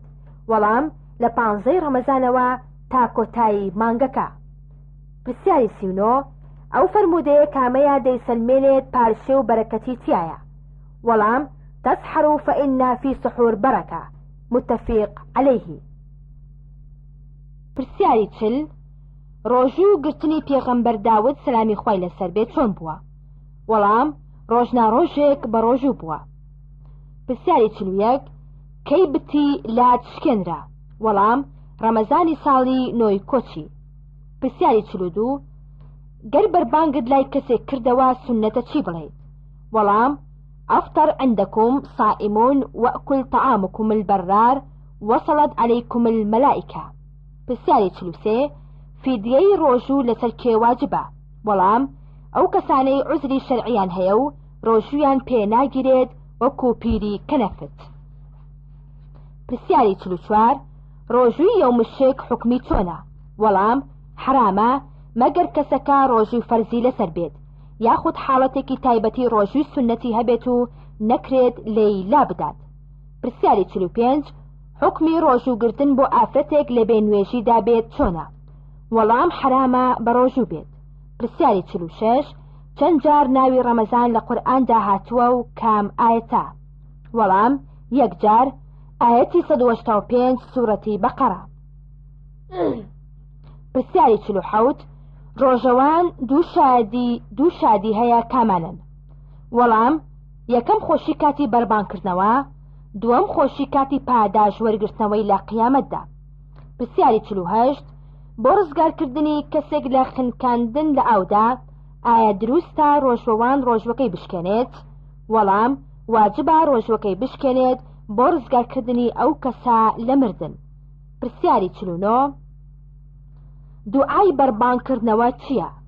وەڵام اللهم لك صمت وعلى رزقك أفطرت وعليك توكلت وبك آمنت ذهب ضما وابتلت العروق وثبت الأجر إن شاء الله تعالى. پرسیاری 50 بە ئەنقەس سەرفیترەدان بخرێتە ڕۆژی دووەمی جەژن چۆنە؟ وەڵام حرامە بە ئەنقەس دوا بخرێت. پرسیاری 51 لە کەیەوە دروستە سەرفیترا دەربکرێت؟ وەڵام لەلای هەندێک لە زانایان هەر لە یەکەم ڕۆژی ڕەمەزانەوە دروستە بدرێت. پرسیاری 52 جەنگی تەبوک کەی ڕوودا؟ وەڵام هەندێک لە ڕووداوەکانی لە ڕەمەزانی ساڵی نۆی کۆچیدا بوون. پرسیاری 53 بۆچی درەنگ پاشێوکردن سونەتە؟ وەڵام یەکەم کاتەکەی کاتی سەحەرە و بەرەکەتی تایە، دووەم تا مرۆڤ زوو برسی نەبێت. پرسیاری 54 ڕۆژوگرتنی ویساڵ چۆنە؟ وەڵام ئەوەیە ڕۆژووی ئەمڕۆ بدرێتە دەم ڕۆژوو سبەینێ و بەربانگ نەکرێتەوە و شەویش هیچ نەخورێت. پرسیاری 55 حکمی سوم الویساڵ چۆنە؟ وەڵام پێغەمبەر درود و سەلامی خوای لەسەر بێ فەرموویەتی مەیکەن. پرسیاری 56 جیاوازی ڕۆژووی مسلمانان و ڕۆژووی ئەهلی کتاب چۆنە؟ وەڵام خواردنی پاشەو یەکێکە لە جیاوازیە گرنگەکان. پرسیاری 57 پێغەمبەر درود و سەلامی خوای لەسەر بێ لە ڕەمەزانی هەر ساڵێکدا چەند ڕۆژ ئیعتیکافی کردووە؟ وەڵام 10 ڕۆژ، بەڵام لە ساڵی وەفاتیدا 20 ڕۆژ. پرسیاری 58 حکمەتی چییە ڕۆژی دووشەممە و پێنجشەممە سونەتە؟ وەڵام لەو دوو ڕۆژەدا کردەوەی مرۆڤ دەبرێتە بەر بارەگای خوای. پرسیاری 59 کام جۆری ڕۆژوو دەکرێت تانی وەڕۆنیەتی بۆ بهێنرێت؟ وەڵام ڕۆژووی سونەت. پرسیاری 60 چەند ساڵ جارێک ڕەمەزان دەگەڕێتەوە بۆ هەمان شوێنی لە ساڵدا؟ وەڵام 36 ساڵ جارێک. پرسیاری 61 کەی پەراوەکانی ئیبراهیم تەورات و ئینجیل هاتوونەتە خوارەوە؟ وەڵام پەراوەکان 1 ڕەمەزان، تەورات 6 ڕەمەزان، ئینجیل 13 ڕەمەزان. پرسیاری 62 ئەندازەی سەرفیترا بۆ هەر کەسێک چەندە؟ وەڵام 1 ساع لەو خواردنەی لە وڵاتەکەدا زۆر دەخورێت. پرسیاری 63 ڕۆژوگرتنەکەی حەزرەتی مریەم چۆن بووە؟ وەڵام ڕۆژووی بێدەنگی واتە هیچ قسەیەکی نەدەکرد. پرسیاری 64 بۆچی ڕۆژووی ڕەمەزان زائیدەن شەشەڵان وەکو ڕۆژووی ساڵێک وایە؟ وەڵام پاداشتی چاکە بە دەقاتە بەلایەنی کەمەوە کەواتە 36 کەڕەتیدا دەقاتی کە ئەکاتە 360 ڕۆژ. پرسیاری 65 بەپێی فەرمودەیەکی پێغەمبەر درود و سەلامی خوای لەسەر بێ سێشت هەیە لە ئەخلاقی پێغەمبەرانی پێشووشدا بووە چی؟ وەڵام درەنگ پاشێوکردن، زوو بەربانگکردنەوە، پێشخستنی لای ڕاست بەسەر لای چەپدا. خەرمانێک لە 1000 پرسیار 80 پرسیار دەربارەی جێنشینەکانی پێغەمبەر. پرسیاری یەکەم لە چ شوێنێکدا ئەبوبەکر هەڵبژێررا و کرا بە جێنشینی پێغەمبەر درود و سەلامی خوای لەسەر بێ؟ وەڵام لە جێگەیەکدا بوو کە بە سەقیفەی بەنی ساعیدا ناسرا بوو. پرسیاری دووەم حەزرەتی عومەر کەی موسڵمان بوو؟ وەڵام 3 ڕۆژ دوای موسڵمان بوونی حەمزە لە ساڵی 6 پێغەمبەرایەتیدا. پرسیاری سێیەم حەزرەتی عوسمان لەسەر دەستی کێدا موسڵمان بوو؟ وەڵام لەسەر دەستی حەزرەتی ئەبوبەکردا خوا لێی ڕازی بێ. پرسیاری چوارەم کام تاوانبار حەزرەتی عەلی شەهید کرد و لەکوێ؟ وەڵام عەبدوڕەحمانی کوڕی مەلجەم لە مزگەوتی شاری کوفەدا. پرسیاری پێنجەم ئەبوبەکر پێش موسڵمان بوونی بە چ ناوێک ناسرا بوو؟ وەڵام بە ناوی عەتیق. پرسیاری شەشەم کام لە خەلیفەکان بە ئاشکرا کۆچی کرد بۆ مەدینە؟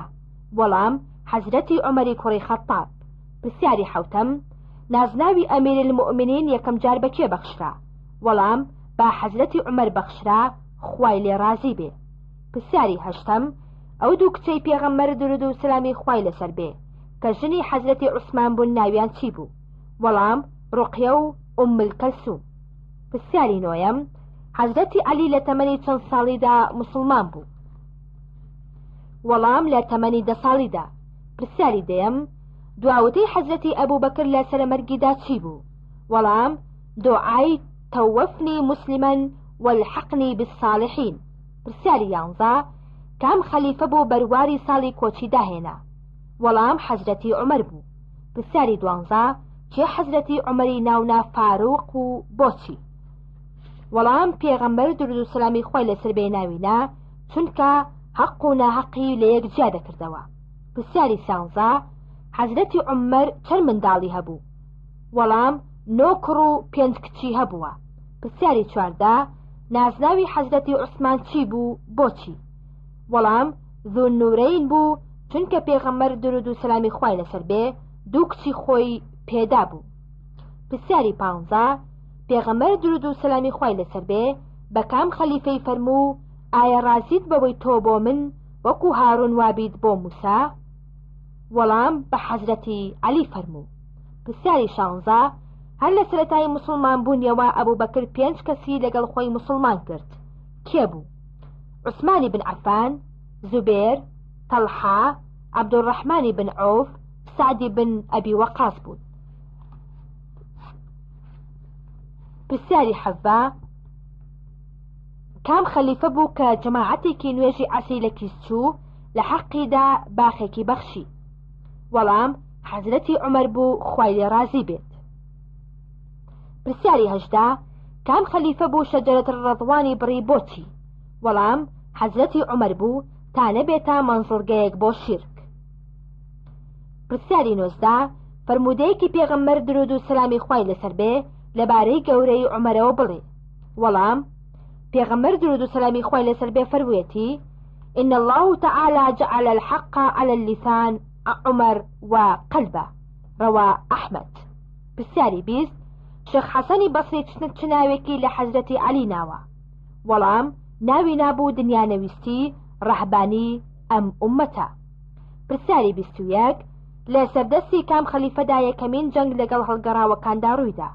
وەڵام حەزرەتی ئەبوبەکری سەدیق خوای لێ رازی بێت. پرسیاری 22 ناوی چوار لە کوڕەکانی حەزرەتی عومەر چی بوو؟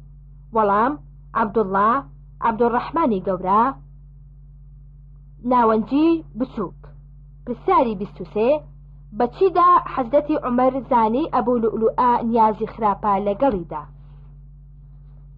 وەڵام حەزرەتی عومەر پێیوت ئەڵێن ئەتوانی ئاشی هەوایی دروست بکەیت، ئەویش وتی ئاشێکت بۆ دروست ئەەکەم لەناو خەڵکیدا دەنگ بداتەوە.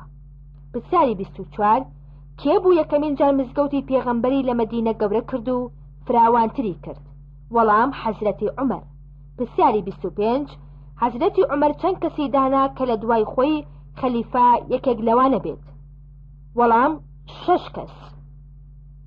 پرسیاری 26 حەزرەتی عوسمان حەزرەتی ئەبوو زەڕی بۆ کوێ دوورخستەوە؟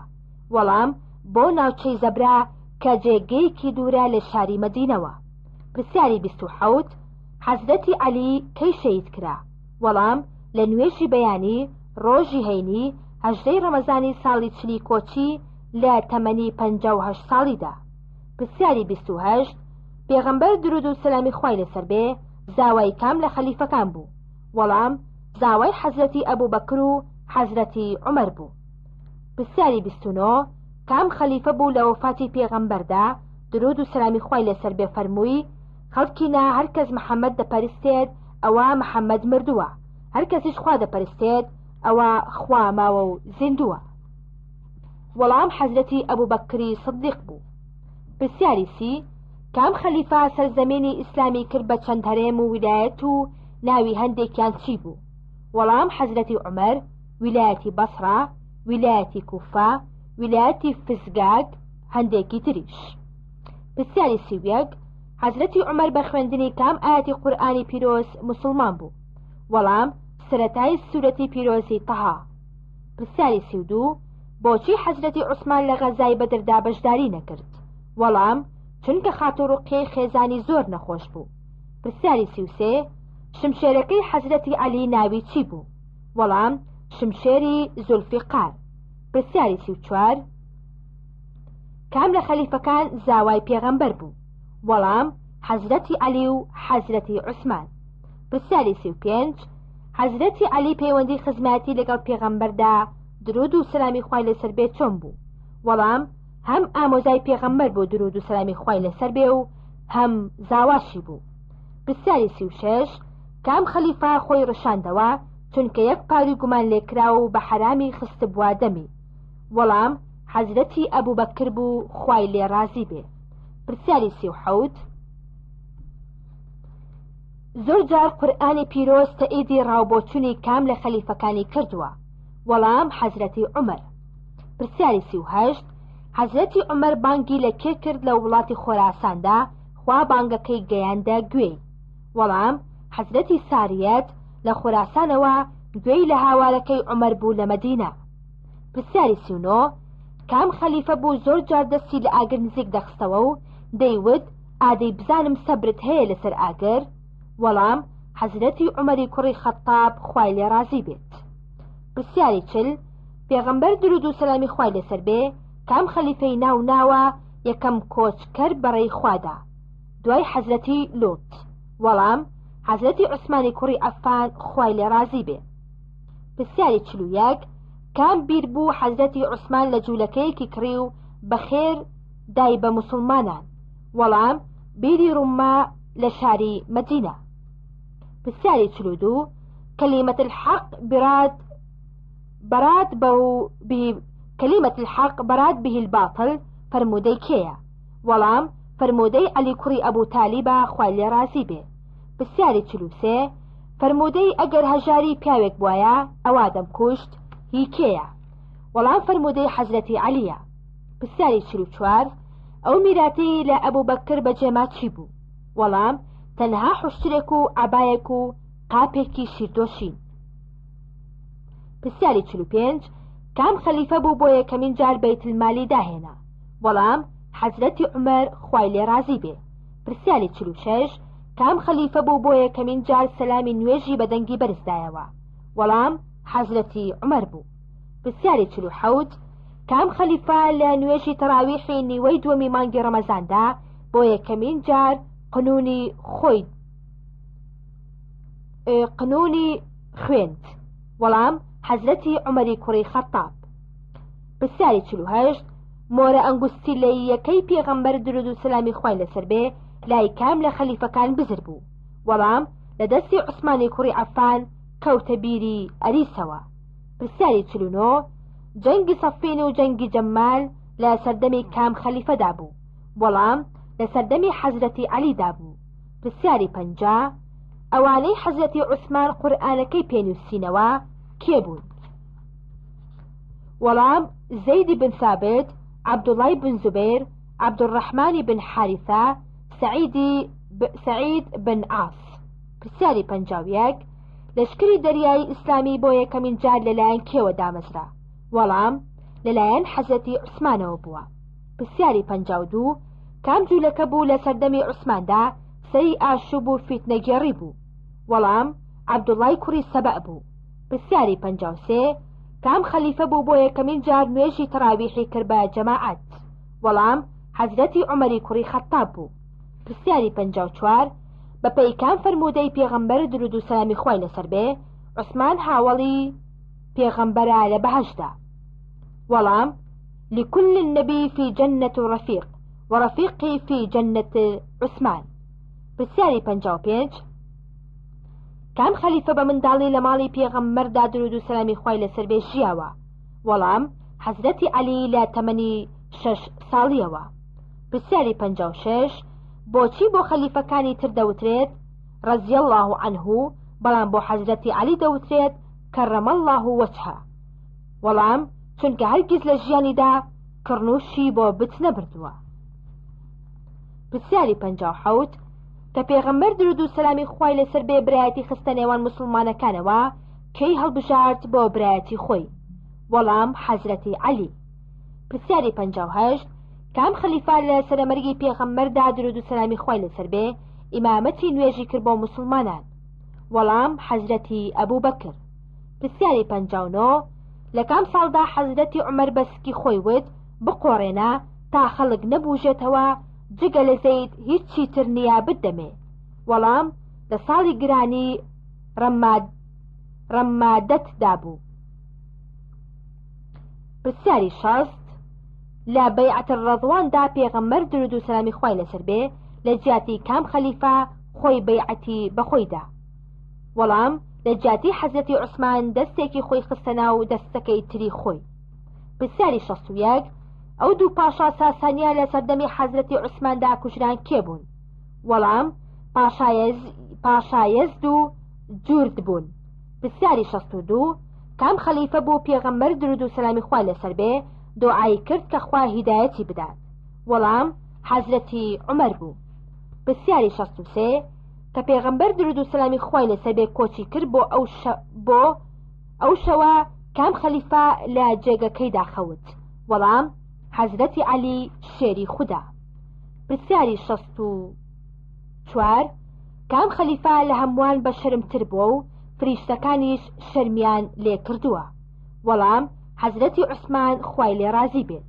پرسیاری 65 ئەو کتێبە بە نرخە کامەیە کەوا مەشهورە ئیمام عەلی دایناوە؟ وەڵام کتێبی نەهج البەلاغەیە. پرسیاری 66 کام لە خەلیفەکان بە نەخۆشی وەفاتی کرد؟ وەڵام تەنها حەزرەتی ئەبوو بەکر، چونکە عومەر و عوسمان و عەلی شەهید کران. پرسیاری 67 ناوی دوو کچی ناوداری حەزرەتی ئەبوو بەکر چی بوو؟ وەڵام خاتو ئەسما و ذات الناطقین دایکی ئیمانداران ئائیشە. پرسیاری 68 دوای چوار خەلیفەکە بەیعەت بە کێ درا ببێت با خەلیفەی موسڵمانان؟ وەڵام بەیعەت درا بە حەزرەتی حەسەنی کوڕی ئیمامی عەلی. پرسیاری 69 کام خەلیفە بیلال و عەماری کوڕی فەهرەی لە بەندایەتی ئازاد کرد؟ وەڵام خەلیفە ئەبوو بەکر کڕینی و اینجا ڕزگاری کردن لە بەندایەتی. پرسیاری 70 حەزرەتی ئەبوو بەکر ماوەی چەند ساڵ خەلیفەی موسڵمانان بوو؟ وەڵام 2 ساڵ و 3 مانگ و 10 شەو. پرسیاری 71 حەزرەتی ئەبوو بەکر لە کام پشتی دادەگاتەوە بە پێغەمبەر درود و سەلامی خوای لەسەر بێ؟ وەڵام لە مڕەی کوڕی کەعبدا. پرسیاری 72 یەکەم کەس کە بەیعەتی دا بە حەزرەتی ئەبوو بەکر کێ بوو؟ وەڵام حەزرەتی عومەری کوڕی خەتاب بوو خوای لێ رازی بێت. پرسیاری 74 کە پێغەمبەر درود و سەلامی خوای لەسەر بێ وەفاتی کرد کام خەلیفە لاشەی پیرۆزی شۆرد؟ وەڵام حەزرەتی عەلی بە هاوکاری چەند هاوڵێکی تر. پرسیاری 75 حەزرەتی عوسمان لە تەمەنی چەند ساڵیدا شەید کرا؟ وەڵام لە تەمەنی 82 ساڵیدا و بە زمانی بەڕۆژوو. پرسیاری 76 ماوەی خلافەتی حەزرەتی عەلی چەند بوو؟ وەڵام 5 ساڵ و 6 مانگ بوو. پرسیاری 77 پێغەمبەر درود و سەلامی خوای لەسەر بێ بە کام لە خەلیفەکانی فەرموو ئەنتە ئەبوو توراب؟ بە حەزرەتی عەلی فەرموو چونکە لە سەرزەوی خەوتبوو. پرسیاری 78 کام خەلیفە لە پاڵ کەعبەدا لە یەک ڕکعەت نوێژدا هەر هەموو قورئانی خوێندووە؟ وەڵام حەزرەتی عوسمان بووە خوای لێ رازی بێت. پرسیاری 79 کام خەلیفە بوو جارێکیان هەواڵی کوژرانی بڵاو بوویەوە کە چیوانە بوو؟ وەڵام حەزرەتی عوسمان بوو لە وەختی بەیعەت الرەضواندا. پرسیاری 80 تا پێغەمبەر درود و سەلامی خوای لەسەر بێ لە ژیاندا مابوو حەزرەتی ئەبوو بەکر ئیمامەتی چەند نوێژی کرد؟ وەڵام 17 نوێژ. زۆر هەوڵیدا پێغەمبەر درود و سەلامی خوای لەسەر بێ ئیمامەتەکە بە کەسێکی تر بسپێرێ، بەڵام ڕازی نەبوو. 100 پرسیار دەربارەی هاوڵانی پێغەمبەر. پرسیاری یەکەم کام هاوڵ لە کاتی گەڕانەوەی پێغەمبەر درود و سەلامی خوای لەسەر بێ لە تائیف موسڵمان بوو؟ وەڵام حەزرەتی عەداس لە کە خەڵکی نینەوا بوو خوای لێ رازی بێ. پرسیاری دووەم کام لە هاوڵان بە حبر الئومەت ناسراوە؟ وەڵام عەبدوڵای کوڕی عەباس خوای لێ رازی بێ. پرسیاری سێیەم سەلمانی فارسی خەڵکی کوێیە؟ وەڵام گوندی جەیان نزیک شاری ئەسفەهانی ئێران. پرسیاری چوارەم زیاتر لە دەجار کە پێغەمبەر درود و سەلامی خوای لەسەر بێ دەچوو بۆ غەزا شاری مەدینەی دەسپارد بە کام هاوڵ؟ وەڵام عەبدوڵای کوڕی و مەکتوم خوای لێ رازی بێ.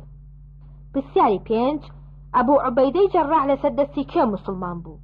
وەڵام ئەبوو بەکری سەدیق خوای لێ رازی بێ. پرسیاری شەشەم لە کام جەنگدا عەکرەمەی کوڕی ئەبوو جەهل شەید بوو؟ وەڵام لە جەنگی یەرموکدا. پرسیاری حەوتەم سەلمانی فارسی بە چ نیشانەیەک پێغەمبەری درود و سەلامی خوای لەسەر بێ ناسیەوە؟ وەڵام لە خێر و زەکاتی نەدەخوارد، لە دیارەکەی دەخوارد مۆری پێغەمبەرایەتی لە نێو شانیدا بینی. پرسیاری هەشتەم کام هاوڵ بە ذات الناطقین بەناوبانگ بوو؟ وەڵام خاتو ئەسمائی کچی ئەبوو بەکر خوای لێ رازی بێ. پرسیاری نۆیەم کام هاوڵ ناسراوە بەوەی فریشتەکان شەرمیان لێ کردووە؟ وەڵام عوسمانی کوڕی عەفان خوای لێ رازی بێ. پرسیاری دەیەم کام هاوڵ وتوێتی من چاکترین و خراپترین کەسم کوشتووە؟ وەڵام وەحشی کوڕی حەرب خوای لێ رازی بێ. پرسیاری 11 عەبدوڵڵای کوڕی عەباس چەند ساڵ تەمەنی کرد؟ وەڵام 71 ساڵ. پرسیاری 12 کێ فەرماندا مجزەئەی 130 شەید کرد؟ وەڵام هورمزانی سەرکردەی فارسەکان. پرسیاری 13 کام هاوڵ لە بەدردا باوکی خۆی کوشت؟ وەڵام ئەبوو عوبەیدەی جەڕاح خوای لێ رازی بێ. پرسیاری 14 لە کام غەزادا عەبدوڵڵای کوڕی ئومو مەکتوم شەید کرا؟ وەڵام لە جەنگی قادسێدا کە بە کوێری ئاڵا هەڵگری ئیسلام بوو. پرسیاری 15 مەزاری سەلمانی فارسی لەکوێیە؟ وەڵام لە شارۆچکەی سەلمان پاک کە لە نزیک شاری بەغداوەیە. پرسیاری 16 پێغەمبەر درود و سلامی خوای لەسەر بێ بەکەی فەرموو باسی هەر کەسێکتان بۆ کردبم دوایی کە دیومە کەمتر بۆ لەوەی کە بۆیان باس کردوم تۆ نەبێت؟ وەڵام زەید الخەیل کە پێغەمبەر درود و سلامی خوای لەسەر بێ ناوی گۆڕی بە زەید الخێر. پرسیاری 17 ئەسعەدی کوڕی زورارە لە گەورە پیاوانی کام هۆز بوو؟ وەڵام لە تیرەی بەنی نەجار لە هۆزی خەزرەج. پرسیاری 18 کام هەوڵ بە تاکتیکسکی پێغەمبەری درود و سلامی خوای لەسەر بێ ماچ کرد؟ وەڵام ئوسەیدی کوڕی حوچهەر خوای لێ رازی بێ. پرسیاری 19 کێ بوو بە بێ باوەڕانی وت چیم هەیە بۆ ئێوە بەو مەرجەی ڕێگەی کۆچکردنم لێ نەگرن؟ وەڵام سوهەیبی ڕۆمی خوای لێ رازی بێ. پرسیاری 20 لە کام غەزادا زەیدی کوڕی حارسە خوای لێ رازی بێ شەید کرا؟ وەڵام لە غەزای مۆئتە کە خۆی فەرماندە بوو تێیدا. پرسیاری 21 کێ حەزرەتی عەلی خوای لێ رازی بێ شەید کرد؟ وەڵام عەبدوڕەحمانی کوڕی مەلجەم. پرسیاری 22 کێ حەزرەتی عومەری خوای لێ رازی بێ شەید کرد؟ وەڵام ئەبوو لؤلؤەی فەیروزی. پرسیاری 23 یەکەم شەهید لە ئیسلامدا کێیە؟ وەڵام خاتو سومەیەی دایکی عەمار خوای لێ رازی بێ. پرسیاری 24 کێ فەرماندەی جەنگی تەبوک بوو تەمەنی چەند بوو؟ وەڵام ئوسامەی کوڕی زەید تەمەنی لە 18 ساڵ تێپەڕی نەکرد بوو. پرسیاری 25 بۆ بە عوسمانی کوڕی عەفانیان دەوت ذو نورەین؟ وەڵام چونکە پێغەمبەر درود و سەلامی خوای لەسەر بێ دوو کچی خۆی ڕوقیە و ئومە کەلسومی پێدا بوو. پرسیاری 26 ئەو دەکەسەی موژدەی باشتان پێدراوە کێ بوون؟ وەڵام حەزرەتی ئەبوو بەکر، عومەر، عوسمان، عەلی، ئەبوو عوبەیدە، سەعید، زوبێر، تەلحە، عەبدوڕەحمانی کوڕی عەوف خوایان لێ رازی بێت. پرسیاری 27 ئەبوو هورەیرە ڕۆژی چەند جار تەسبیحاتی کردووە؟ وەڵام ڕۆژی 12000 جار تەسبیحاتی کردووە. پرسیاری 28 بیرۆکەی هەڵکەندنی خەندەق لە مەدینەدا هی کێ بوو؟ وەڵام سلمانی فارسی خوای لێ رازی بێ.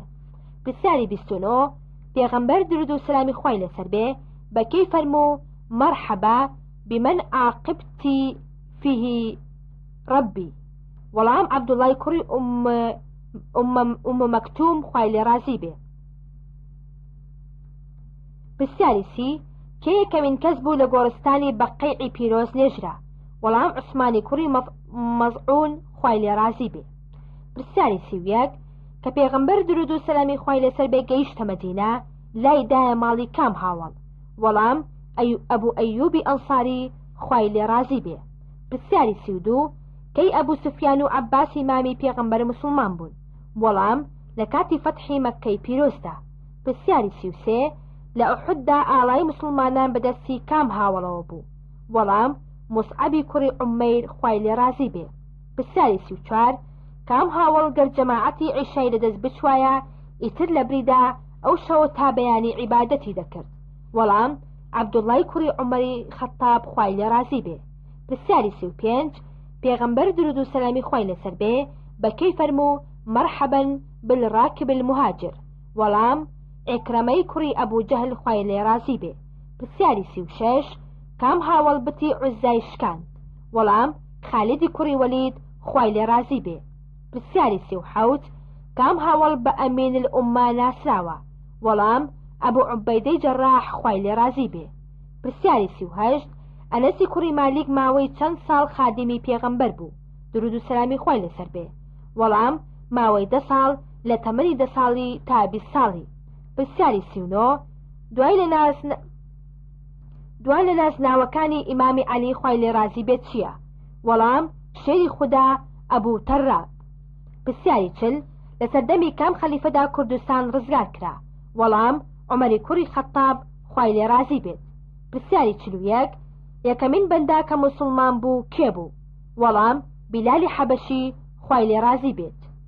پرسیاری 42 ناوی ئەسڵی ئەبوو دەردا چییە؟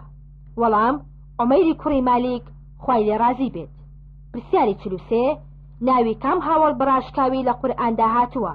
وەڵام زەیدی کوڕی حارسە خۆی لێ ڕازی بێت. پرسیاری 44 کێ حوسەینی کوڕی عەلی شەید کرد؟ وەڵام شیمری کوڕی ذو جەوشەن. پرسیاری 45 ناوی دوان لە شاعیرانی پێغەمبەر درود و سەلامی خۆی لەسەر بێت چییە؟ وەڵام حەسەنی کوڕی ثابت و عەبدوڵڵای کوڕی ڕەواحە. پرسیاری 46 کام هاوڵ کە شەهید بوو لە ئوحوددا فریشتەکان شۆردیان؟ وەڵام حەنزەلا خۆی لێ ڕازی بێت. پرسیاری 47 ئاەتی یا ئەیوهە الذین ئامنوا لا تتخذوا عدوی وعدوکم ئەولیا لەبارەی کێ هاتە خوارەوە؟ وەڵام حاتەبی کوڕی ئەبول بەلتەعا خۆی لێ ڕازی بێ. پرسیاری 48 گۆڕی ئەبوو ئەیوبی ئەنساری لەکوێیە؟ وەڵام لە قوستەنتینیا ئەستەنبول. پرسیاری 49 کێ سەلامەکەی خوبەیبی شەهیدی گەیاندا پێغەمبەر درود و سەلامی خۆی لەسەر بێت؟ وەڵام جوبرائیل سەلامی خۆی لێبێت. پرسیاری 50 پێغەمبەر درود و سەلامی خۆی لەسەر بێ چ ناسنامێکی لا تەڵحەناوە؟ وەڵام فەیاض واتە زۆر بەخشندەی و دەست بەخێر. پرسیاری 51 ئەو وتە شیرینە چییە کە پێغەمبەر درود و سەلامی خۆی لەسەر بێ بە سەلمانی فارسی فەرمووە؟ وەڵام سەلمان منە ئەهل البەیت. پرسیاری 52 جعفەر و کۆچەرانی تری حەبەشە لە پەنای کێدا بوون؟ وەڵام پاشای حەبەشە کە ناوی نەجاشی بوو. پرسیاری 53 کام هاوڵ لە سەرمەرگیدا دەگریا لە داخی ئەوەی شەهید نەبووە و لە سەرجێگا دەمرێ؟ وەڵام خالیدی کوڕی وەلید خۆی لێ ڕازی بێت. پرسیاری 54 کەی عەدەی کوڕی حاتەمی تائی موسڵمان بوو؟ وەڵام ساڵی نۆیەمی کۆچی. پرسیاری 55 پێغەمبەر درود و سەلامی خۆی لەسەر بێ ناوی دووڕوەکانی لای کێ ئاشکرا کردبوو؟ وەڵام حوزەیفەی کوڕی یەمان خۆی لێ ڕازی بێ. پرسیاری 56 ناوی ئەسڵی ئەبوو زەر الغەفاری چییە؟ وەڵام جوندوبی کوڕی جونادا خۆی لێ ڕازی بێت. پرسیاری 57 ئەبوو زەر لە چ ساڵێکدا وەفاتی کرد؟ وەڵام لە ساڵی 32 کۆچیدا. پرسیاری 58 کە ئوسەیدی کوڕی حوضیر وەفاتی کرد چەند قەرزار بوو؟ وەڵام 4000 درهم کە بۆ ئەو دەمە زۆر بوو. پرسیاری 59 کە پێغەمبەر درود و سەلامی خۆی لەسەر بێ وەفاتی کرد تەمەنی عەبدوڵڵای کوڕی عەباس چەند بوو؟ وەڵام تەنها 13 ساڵ. پرسیاری 60 ئەو فەرمودانەی ئیبن عەباس گێڕاونێتەوە لە سەحیحی بوخاری و موسلیمدا چەندن؟ وەڵام ژمارەیان 1660 فەرمودەیە. پرسیاری 61 کام هاوڵ دەبرای خۆی و 400 کەس لە هۆزەکەی لەسەر دەستیا موسڵمان بوون؟ وەڵام نوعمانی کوڕی مقرین خۆی لێ ڕازی بێ. پرسیاری 62 نوعمانی موزەینی لە کام جەنگدا شەید بوو؟ وەڵام لە جەنگی نەهاوەند کە بە فتح الفتوح ناسراوە. پرسیاری 63 کام ئاەت لەبارەی سوهەیبی ڕۆمیەوە خۆی لێ ڕازی بێت هاتە خوارەوە؟ وەڵام ئاەتی ومن الناس من يشتري نفسه ابتغاء مرضات الله سورەتی بەقەرە ئاەتی 207. پرسیاری 64 هاوڵان چ نازناوێکان لە زەیدی کوڕی حارسە نابوو؟ وەڵام نازناوی حب رسول الله خۆشەویستی پێغەمبەری خودا. پرسیاری 65 ئەو سێ فەرماندەیە کوێ بوون کە پێغەمبەر درود و سەلامی خۆی لەسەر بێ بۆ غەزای مؤتە دیاریکردن و بەڕیس شەید کران؟ وەڵام زەیدی کوڕی حارسە، جعفەری کوڕی ئەبوو تالیب، عەبدوڵڵای کوڕی ڕەواحە خۆیان لێ ڕازی بێ. پرسیاری 66 پێغەمبەر درود و سەلامی خۆی لەسەر بێ بە کام دوو مناڵی دەفەرموو؟ اللهم إني أحبهما فأحبهما. وەڵام ئوسامەی کوڕی زەید و حەسەنی کوڕی عەلی. پرسیاری 67 کام هاوڵ و بۆ ماوەی چەند ڕۆژ فێری زمانی سریانی بوو؟ وەڵام زەیدی کوڕی سابت لە ماوەی 17 ڕۆژدا. پرسیاری 68 فاتیمەی خوشکی حەزرەتی عومەر هاوسەری کێ بوو؟ وەڵام هاوسەری سەعیدی کوڕی زەید خوای لێ رازی بێ. پرسیاری 69 پێغەمبەر درود و سەلامی خوای لەسەر بێ کام هاوڵی ماچ کرد بە مردووی و بۆی گریا؟ وەڵام عوسمانی کوڕی مەزعون خوای لێ رازی بێت. پرسیاری 7 چاوێکی کام هاوڵ لە ئوحوددا دەرهات و پێغەمبەر درود و سەلامی خوای لەسەر بێ دەستی پیاهێنا و چاک بۆوە؟ وەڵام قەتادەی کوڕی نوعمان خوای لێ رازی بێت. پرسیاری 71 عوبادەی کوڕی سامت چەند فەرمودەی گێڕاوەتەوە؟ وەڵام 181 فەرمودە. پرسیاری 72 کە حەزرەتی عومەر چوو بۆ قودس کێی لەسەر مەدینە بەجێهێشت؟ وەڵام عەلی کوڕی ئەبوو تالیب خوای لێ رازی بێت. پرسیاری 73 یەکەمین شەهیدی شەڕی ئوحود کێ بوو؟ وەڵام عەبدوڵڵای کوڕی عەمری ئەنساری. پرسیاری 74 خوا لاشەی کام هاوڵی بەلافا و پورەی هەنگ لە دەستی بێباوەڕان پاراست؟ وەڵام عاسمی کوڕی پابت خوای لێ رازی بێت. پرسیاری 75 حەزرەتی حەمزە خوای لێ رازی بێت چی پێغەمبەر بوو؟ وەڵام هەم مامی بوو هەم برای شیری بوو. پرسیاری 76 کێ خاتوو سومەیەی دایکی عەماری شەید کرد؟ وەڵام ئەبوو جەهلی خوانەناس. پرسیاری 77 کام ئاەت لەبارەی عەماری کوڕی یاسرەوە هاتووەتە خوارەوە؟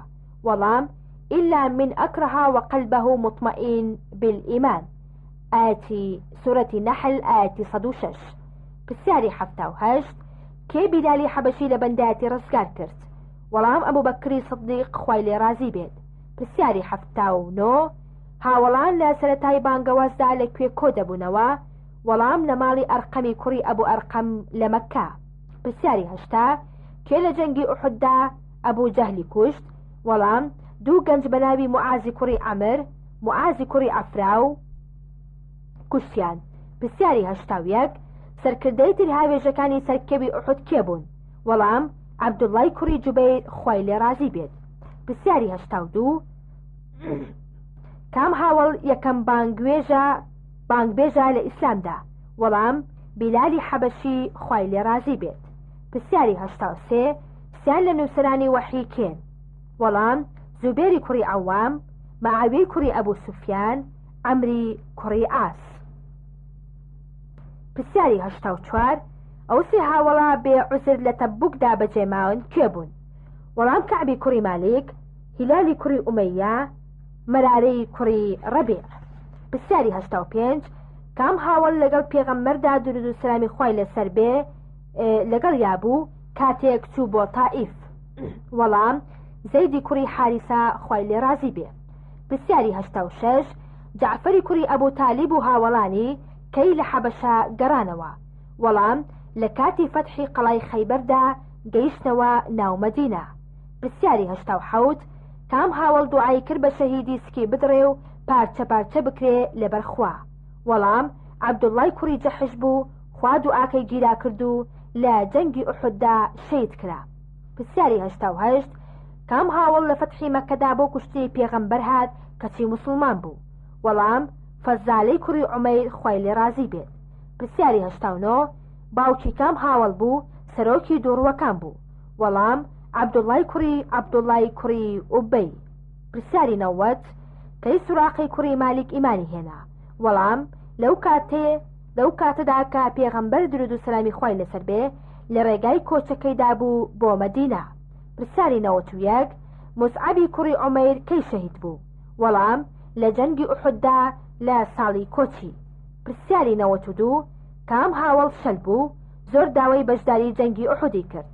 وەڵام عەمری کوڕی جەموح لەو جەنگەشدا شەید بوو. پرسیاری 93 سعدی کوڕی معاز لە کام جەنگدا و بەچی شەید بوو؟ وەڵام بە تیرێک لە جەنگی خەندەقدا. پرسیاری 94 کام هاوڵ بە گۆشتی ژەهراوی ژنە جوولەکەکە شەید بوو؟ وەڵام بیشری کوڕی بەرراو خوای لێ رازی بێت. پرسیاری 95 پێغەمبەر کەی لە مەککە بەجێهێشت تا خەڵکەکەی شارەزای ئیسلام بکات؟ وەڵام معازی کوڕی جەبەل خوای لێ رازی بێت. پرسیاری 96 کام هاوڵی سەرکردەی عێراق و وڵاتی فارسی ڕزگار کرد؟ وەڵام سعدی کوڕی ئەبی وەقاص خوای لێ رازی بێت. پرسیاری 97 خزمەتی نێوان پێغەمبەر و درود و سەلامی خوای لەسەر بێ عەبدوڵڵای کوڕی جەحش چۆنە؟ وەڵام عەبدوڵڵا پرزای پێغەمبەر بووە درود و سەلامی خوای لەسەر بێ. پرسیاری 98 کام هاوڵ بە مەقڕی و معلم المەدینە بەناوبانگە؟ وەڵام مصعبی کوڕی عومەیر خوای لێ رازی بێت. پرسیاری 99 کام هاوڵ موسەیلەمەی درۆزن پارچە پارچە گۆشتی لێبڕی تا شەید بوو؟ وەڵام حەبیبی کوڕی زەید خوای لێ رازی بێت. پرسیاری 100 کە پێغەمبەر درود و سەلامی خوای لەسەر بێ چووە سەر تەرمی جولەی بیب چی فەرموو؟ وەڵام دوو جار فەرمووی هذا مني وأنا منه، ئەمە لە منە و منیش لە ئەوم. حەفتا پرسیار دەربارەی ڕۆژی قیامەت بەهەشت دۆزەخ. پرسیاری یەکەم کێ سەرپشک دەکرێت لە نێوان مانەوە لە دنیا یاخود مردندا؟ وەڵام تەنها پێغەمبەرانی خوددا سەلامی خوایان لێبێت. پرسیاری دووەم کام ئاەت بەڵگەی ئاشکرایە لەسەر بوونی سزای ناوگۆڕ؟ وەڵام النار يعرضون عليها غدوة وعشيا ويوم تقوم الساعة ادخلوا آل فرعون أشد العذاب. سورة غافر آية 45. پرسیاری سێم کە قیامەت نزیک دەبێتەوە لەکوێ چیاکی ئاڵتونی دەدۆزێتەوە؟ وەڵام لەژێر ئاوی ڕووباری فراتدا. پرسیاری چوارەم بۆچی بە دەجاڵ دەوترێت مەسیح؟ وەڵام چونکە لایەکی ڕوومەتی چاو برۆی پێوە نییە و سڕاوەتەوە. پرسیاری پێنجەم کە قیامەت نزیک دەبێتەوە کێ کەعبەی پیرۆز دەڕوخێنێت؟ وەڵام پیاوێکی حەبەشی قاچ و قولباریکە سوقەیتین. پرسیاری شەشەم پاش گەڕانەوەی حەزرەتی عیسا تاکەی لەسەر زەوی دەمێنێتەوە؟ وەڵام ماوەی چ ساڵ دەمێنێتەوە؟ پرسیاری حەوتەم ئایا کەس لە گوشاردنی گۆڕ ڕزگاری دەبێت؟ وەڵام نەخێر، تەنانەت موسڵمانانیش بگرە منداڵی بێگوناهیش ڕزگاری نابێت. پرسیاری هەشتەم کام فریشتە فو دەکات بە کەڕەنادا؟ وەڵام ئیسرافیل سەلامی خۆی لێبێت. پرسیاری نۆیەم قیامەت لە چ ڕۆژێکی هەفتەدا ڕوو دەدات؟ وەڵام لە ڕۆژی هەینیدا. پرسیاری دەیەم لە ڕۆژی قیامەتدا کێ کەمین کەس لاشەی پۆشتە دەکرێتەوە و بەرگی پێلەبەر دەکرێت؟ وەڵام حەزرەتی ئیبراهیم پێغەمبەرە سەلامی خۆی لێبێت. پرسیاری 11 لە ڕۆژی قیامەتدا خۆر تا چەندە لە ڕاستەری خەڵکی نزیک دەبێتەوە؟ وەڵام ئەندازەی 1 میل دەمێنێتەوە بگاتە سەرسەری خەڵکی. پرسیاری 12 چواردە ناوی قیامەت بڵێ کە بە یەوم دەست پێ بکات؟ وەڵام يوم الخروج، يوم البعث، يوم الأسفت، يوم التغابن، يوم الفصل، يوم التناد، يوم الجمع، يوم الطلاق، يوم الخلود، يوم الحسرد، يوم الدين، يوم الحساب، يوم القيامة، يوم الآخر. پرسیاری 16 لەکوێی لاشەی جەلجەڵدا نووسراوە کافر؟ وەڵام لە نێو چاوانی دانووسراوە، بەڵام تەنها ئیمانداری ڕاستەقینە پێی دەزانێت. پرسیاری 14 دەجاڵ چەند مناڵی هەیە؟ وەڵام منداڵی نییە و نەزۆک و عەقیمە. پرسیاری 15 لە قورئانی پیرۆزدا بە چ ناوێک باز لە فوکردن بە سووردا دەکات؟ وەڵام فوی جاری یەکەم ڕاجیفەت و سەیحەت، فوی جاری دووەم ڕادیفەت. پرسیاری 16 چەند جار فو دەکرێت بە کەڕەنادا و نێوانیان چەندە؟ وەڵام 2 جار. لە فەرمودەدا هاتووە کە ماوەی نێوانیان چلە، بەڵام دیاری نەکراوە 40 ساڵە یا 40 مانگە یان 40 چییە؟ پرسیاری 17 ژمارەی پاسەوانانی دۆزەخ چەندن؟ وەڵام 19 فریشتەن زۆر بەهێز و جەربەزەن. پرسیاری 18 کێ یەکەمین کەس دەچێتە ناو باشتەوە؟ وەڵام پێغەمبەرمان محەممەد درود و سەلامی خۆی لەسەر بێ. پرسیاری 19 باشتەکان بە تەمەنی چەند ساڵیەوە دەچنە ناو باشتەوە؟ وەڵام تەمەنی 33 ساڵی. پرسیاری 20 کێ گەورە لاوانی باشتە؟ وەڵام ئیمام حەسەن و ئیمام حوسەین کوڕانی حەزرەتی عەلی خوایان لێ ڕازی بێت. پرسیاری 21 کێ گەورە بە تەمەن و پیرانی باشتە؟ وەڵام حەزرەتی ئەبوبەکری سدیق و عومەری کوڕی خەتاب خوایان لێ ڕازی بێت. پرسیاری 22 کێ گەورە ئافرەتانی باشتە؟ وەڵام خەدیجەی کچی خۆیلید، فاتیمەی کچی پێغەمبەر درود و سلامی خوای لەسەر بێ، مریەمی کچی عیمران، ئاسیای کچی مزاحیم ژنی فرعون. پرسیاری 23 دۆزەخ چەند دەرگای هەیە؟ وەڵام 7 دەرگای هەیە لە مانگی ڕەمەزاناندا دادەخرێت. پرسیاری 24 قەدی درەختەکانی بەهەشت لە چی دروست کراوە؟ وەڵام لە ئاڵتون. پرسیاری 25 لاشەی بێباوەڕان لە دۆزەخدا چەند گەورە دەکرێت و بۆچی؟ وەڵام هێندەی ئەوەی کە ددانێکی کاکیلیان هێندەی چیای ئوحود گەورە دەبێت تا زیاتر و زۆرتر سزا بچێژن. پرسیاری 26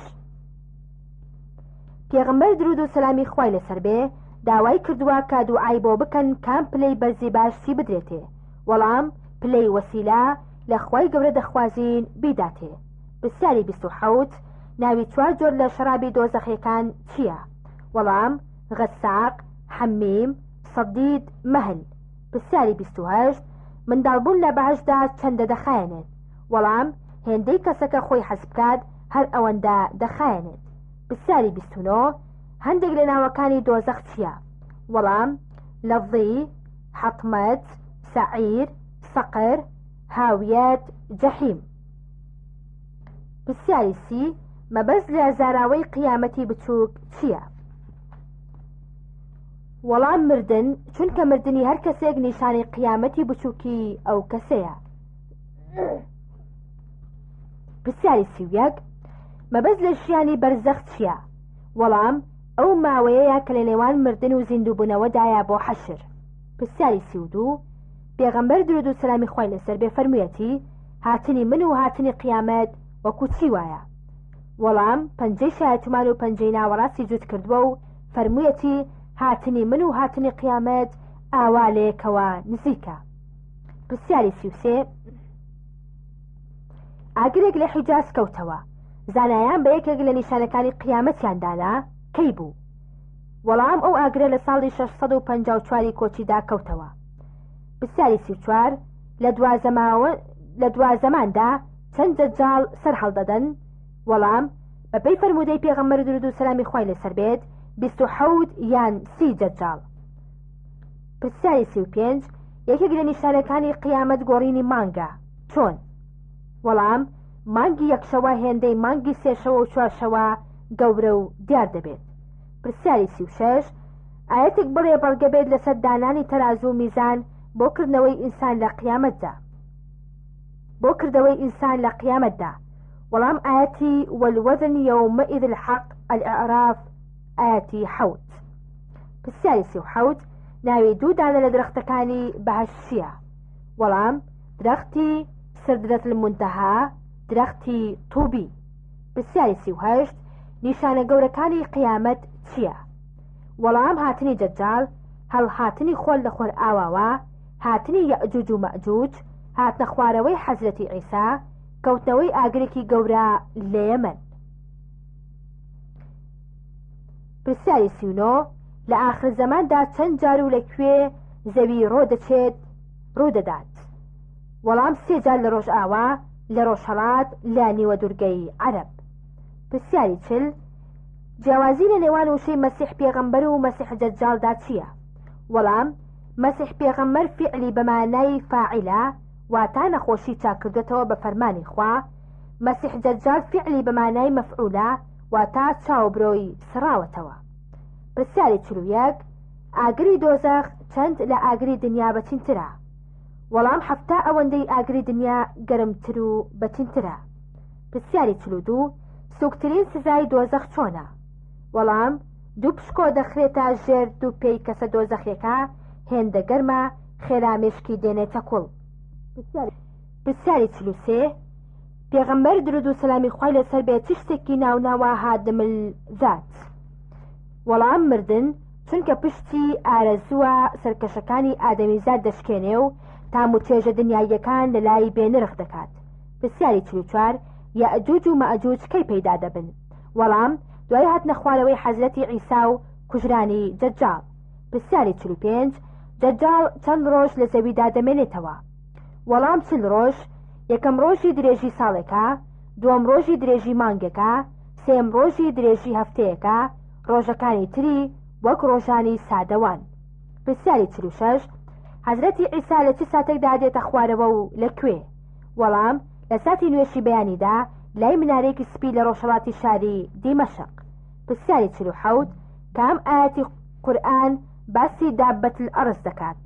وەڵام وإذا وقع القول عليهم أخرجنا لهم دابة من الأرض تكلمهم إن الناس كانوا بآياتنا لا يوقنون. سورة نمل آيات 82. پرسیاری 48 ئەو نیشانە گەورەی قیامەت کە پەیوەندی بە خۆرەوە هەیە چییە؟ وەڵام هەڵاتنی خۆرە لە خۆر ئاواوە. پرسیاری 49 کێ کەمین کەس دێتە دەرەوە و بەرەو حەشر دەکەوێتە ڕێ؟ وەڵام پێغەمبەرمان محەممەد درود و سەلامی خۆی لەسەر بێ. پرسیاری 50 ئەو فریشتانە ناویان چییە کە پرسیار دەکەن لە مردووی ناو گۆڕ؟ وەڵام دوو فریشتەی ڕەنگ ڕەشن ناویان فریشتەی نەکیر و منکرە. پرسیاری 51 سێ ناوی قیامەت بڵێ کە بەدار دەست پێ دەکات؟ وەڵام دار الآخرە، دار القرار، دار الخلد. پرسیاری 52 کەی بەهەشت و دۆزەخ دروست دەکرێن؟ وەڵام لە پێش دروستکردنی ئەم بوونەوەرە. پرسیاری 53 بەهەشت چەند دەرگای هەیە و کامە دەرگای تایبەتە بە ڕۆژەوان؟ بەهەشت 8 دەرگای هەیە و دەروازەی ڕێیان دەرگای ڕۆژەوانە. پرسیاری 54 ئادەمیزادەکان چۆن حەشر دەکرێن؟ وەڵام بەڕوت و قوتی بە پێپەتی و بە خەتەنە نەکراوی. پرسیاری 55 یەکەم شت کە محاسبەی ئادەمیزادی پێدەکرێت چییە؟ وەڵام نوێژە فەرزەکانێتی. پرسیاری 56 حەوزی کەوسەر چۆنە؟ وەڵام بۆنی لە میسک خۆشترە لە بەفر و شیر سپیترە، لە هەنگوی شیرینترە، بەرداخەکانی لە ژمارەی ئەستێرەکان زیاترە و لە زێر و زی و دروست کراون. پرسیاری 57 ڕۆژی قیامەت چەندە درێژە؟ وەڵام 50,000 ساڵ. تعرج الملائكة والروح إليه في يوم كان مقداره 50,000 سنة. سورة معارج آياتي 4. پرسیاری 58 دوعاە کە بە بەهشتەکان دەیخوێنن کامەیە؟ وەڵام دەڵێن الحمد لله رب العالمين بەپەی ئاەتی وآخر دعواهم إلى الحمد لله رب العالمين. پرسیاری 59 لە قورئاندا ناوی سێکانی باشت هاتووە کامانن؟ وەڵام کانی کافور، کانی تەسنیم، کانی سەلسەبیل. پرسیاری 60 ئایا ئاگری دۆزەخ قسە دەکات؟ نمونەیەک لە قسەکانی کامەیە؟ وەڵام بەڵێ قسە دەکات، نمونە هەل من مەزید. پرسیاری 61 جەهجاه کێیە؟ وەڵام پیاوێکی کۆزی قەحتانە لە ئاخر زەماندا دەبێتە پاشا و هەمووان گوێڕایاڵی دەکەن. پرسیاری 62 زانایان شەفاعەت دەکەن بە چەند بەشەوە؟ وەڵام شەفاعەت بۆ یەکەم پەلەکردن لە بڕینەوەی حیسابدا، دووەم خستنە بەهشتی هەندێک ئیماندار بێ لێ بچینەوە، سێم بەرزکردنەوەی پلە لە بەهشدا، چوارم کۆمەڵێک ئیماندار هەرچەندە شایستەی هەندێک سزابن خوا لێیان ببورێت، پێنجەم دەرهێنانی ئیمانداران لە دۆزەخدا پێش سزادانی شایستەیان. پرسیاری 63 زاراوەی شەفاعەت العەظما مانای چییە؟ وەڵام شەفاعەتێکە بەو پەلەکردن لە بڕینەوەی حیساب و ڕانەگرتنی دروستکراوەکان لە ساحەی حەشردا. پرسیاری 64 کام ئاەت ئاماژە بۆ پردی سیرات دەکات، مەبەست لەو پردە چییە؟ وەڵام پردێک لەموو باریکتر و لە شمشێر تیشترە لە سەرپشتی دۆزەخە، هەرکەس لێی نەپەڕێتەوە ناگاتە بەهشت. ئاەتی وئین منکم ئیلا واردها سوورەتی مریەم ئاەتی 27. پرسیاری 65 ناوی 4 ڕووباری بەهشت بڵێ؟ وەڵام سەیحان، جەیحان، فورات، نیل. پرسیاری 66 کام فەرموودەیە تیایدا هاتووە گۆڕیان باخچەیە یان گۆڕیان چاڵی سزا؟ وەڵام القبر ئەما ڕەوضة من ڕیاض الجەنە ئەو حەفرەت من حفرەت النار. ڕەوا ترمزی.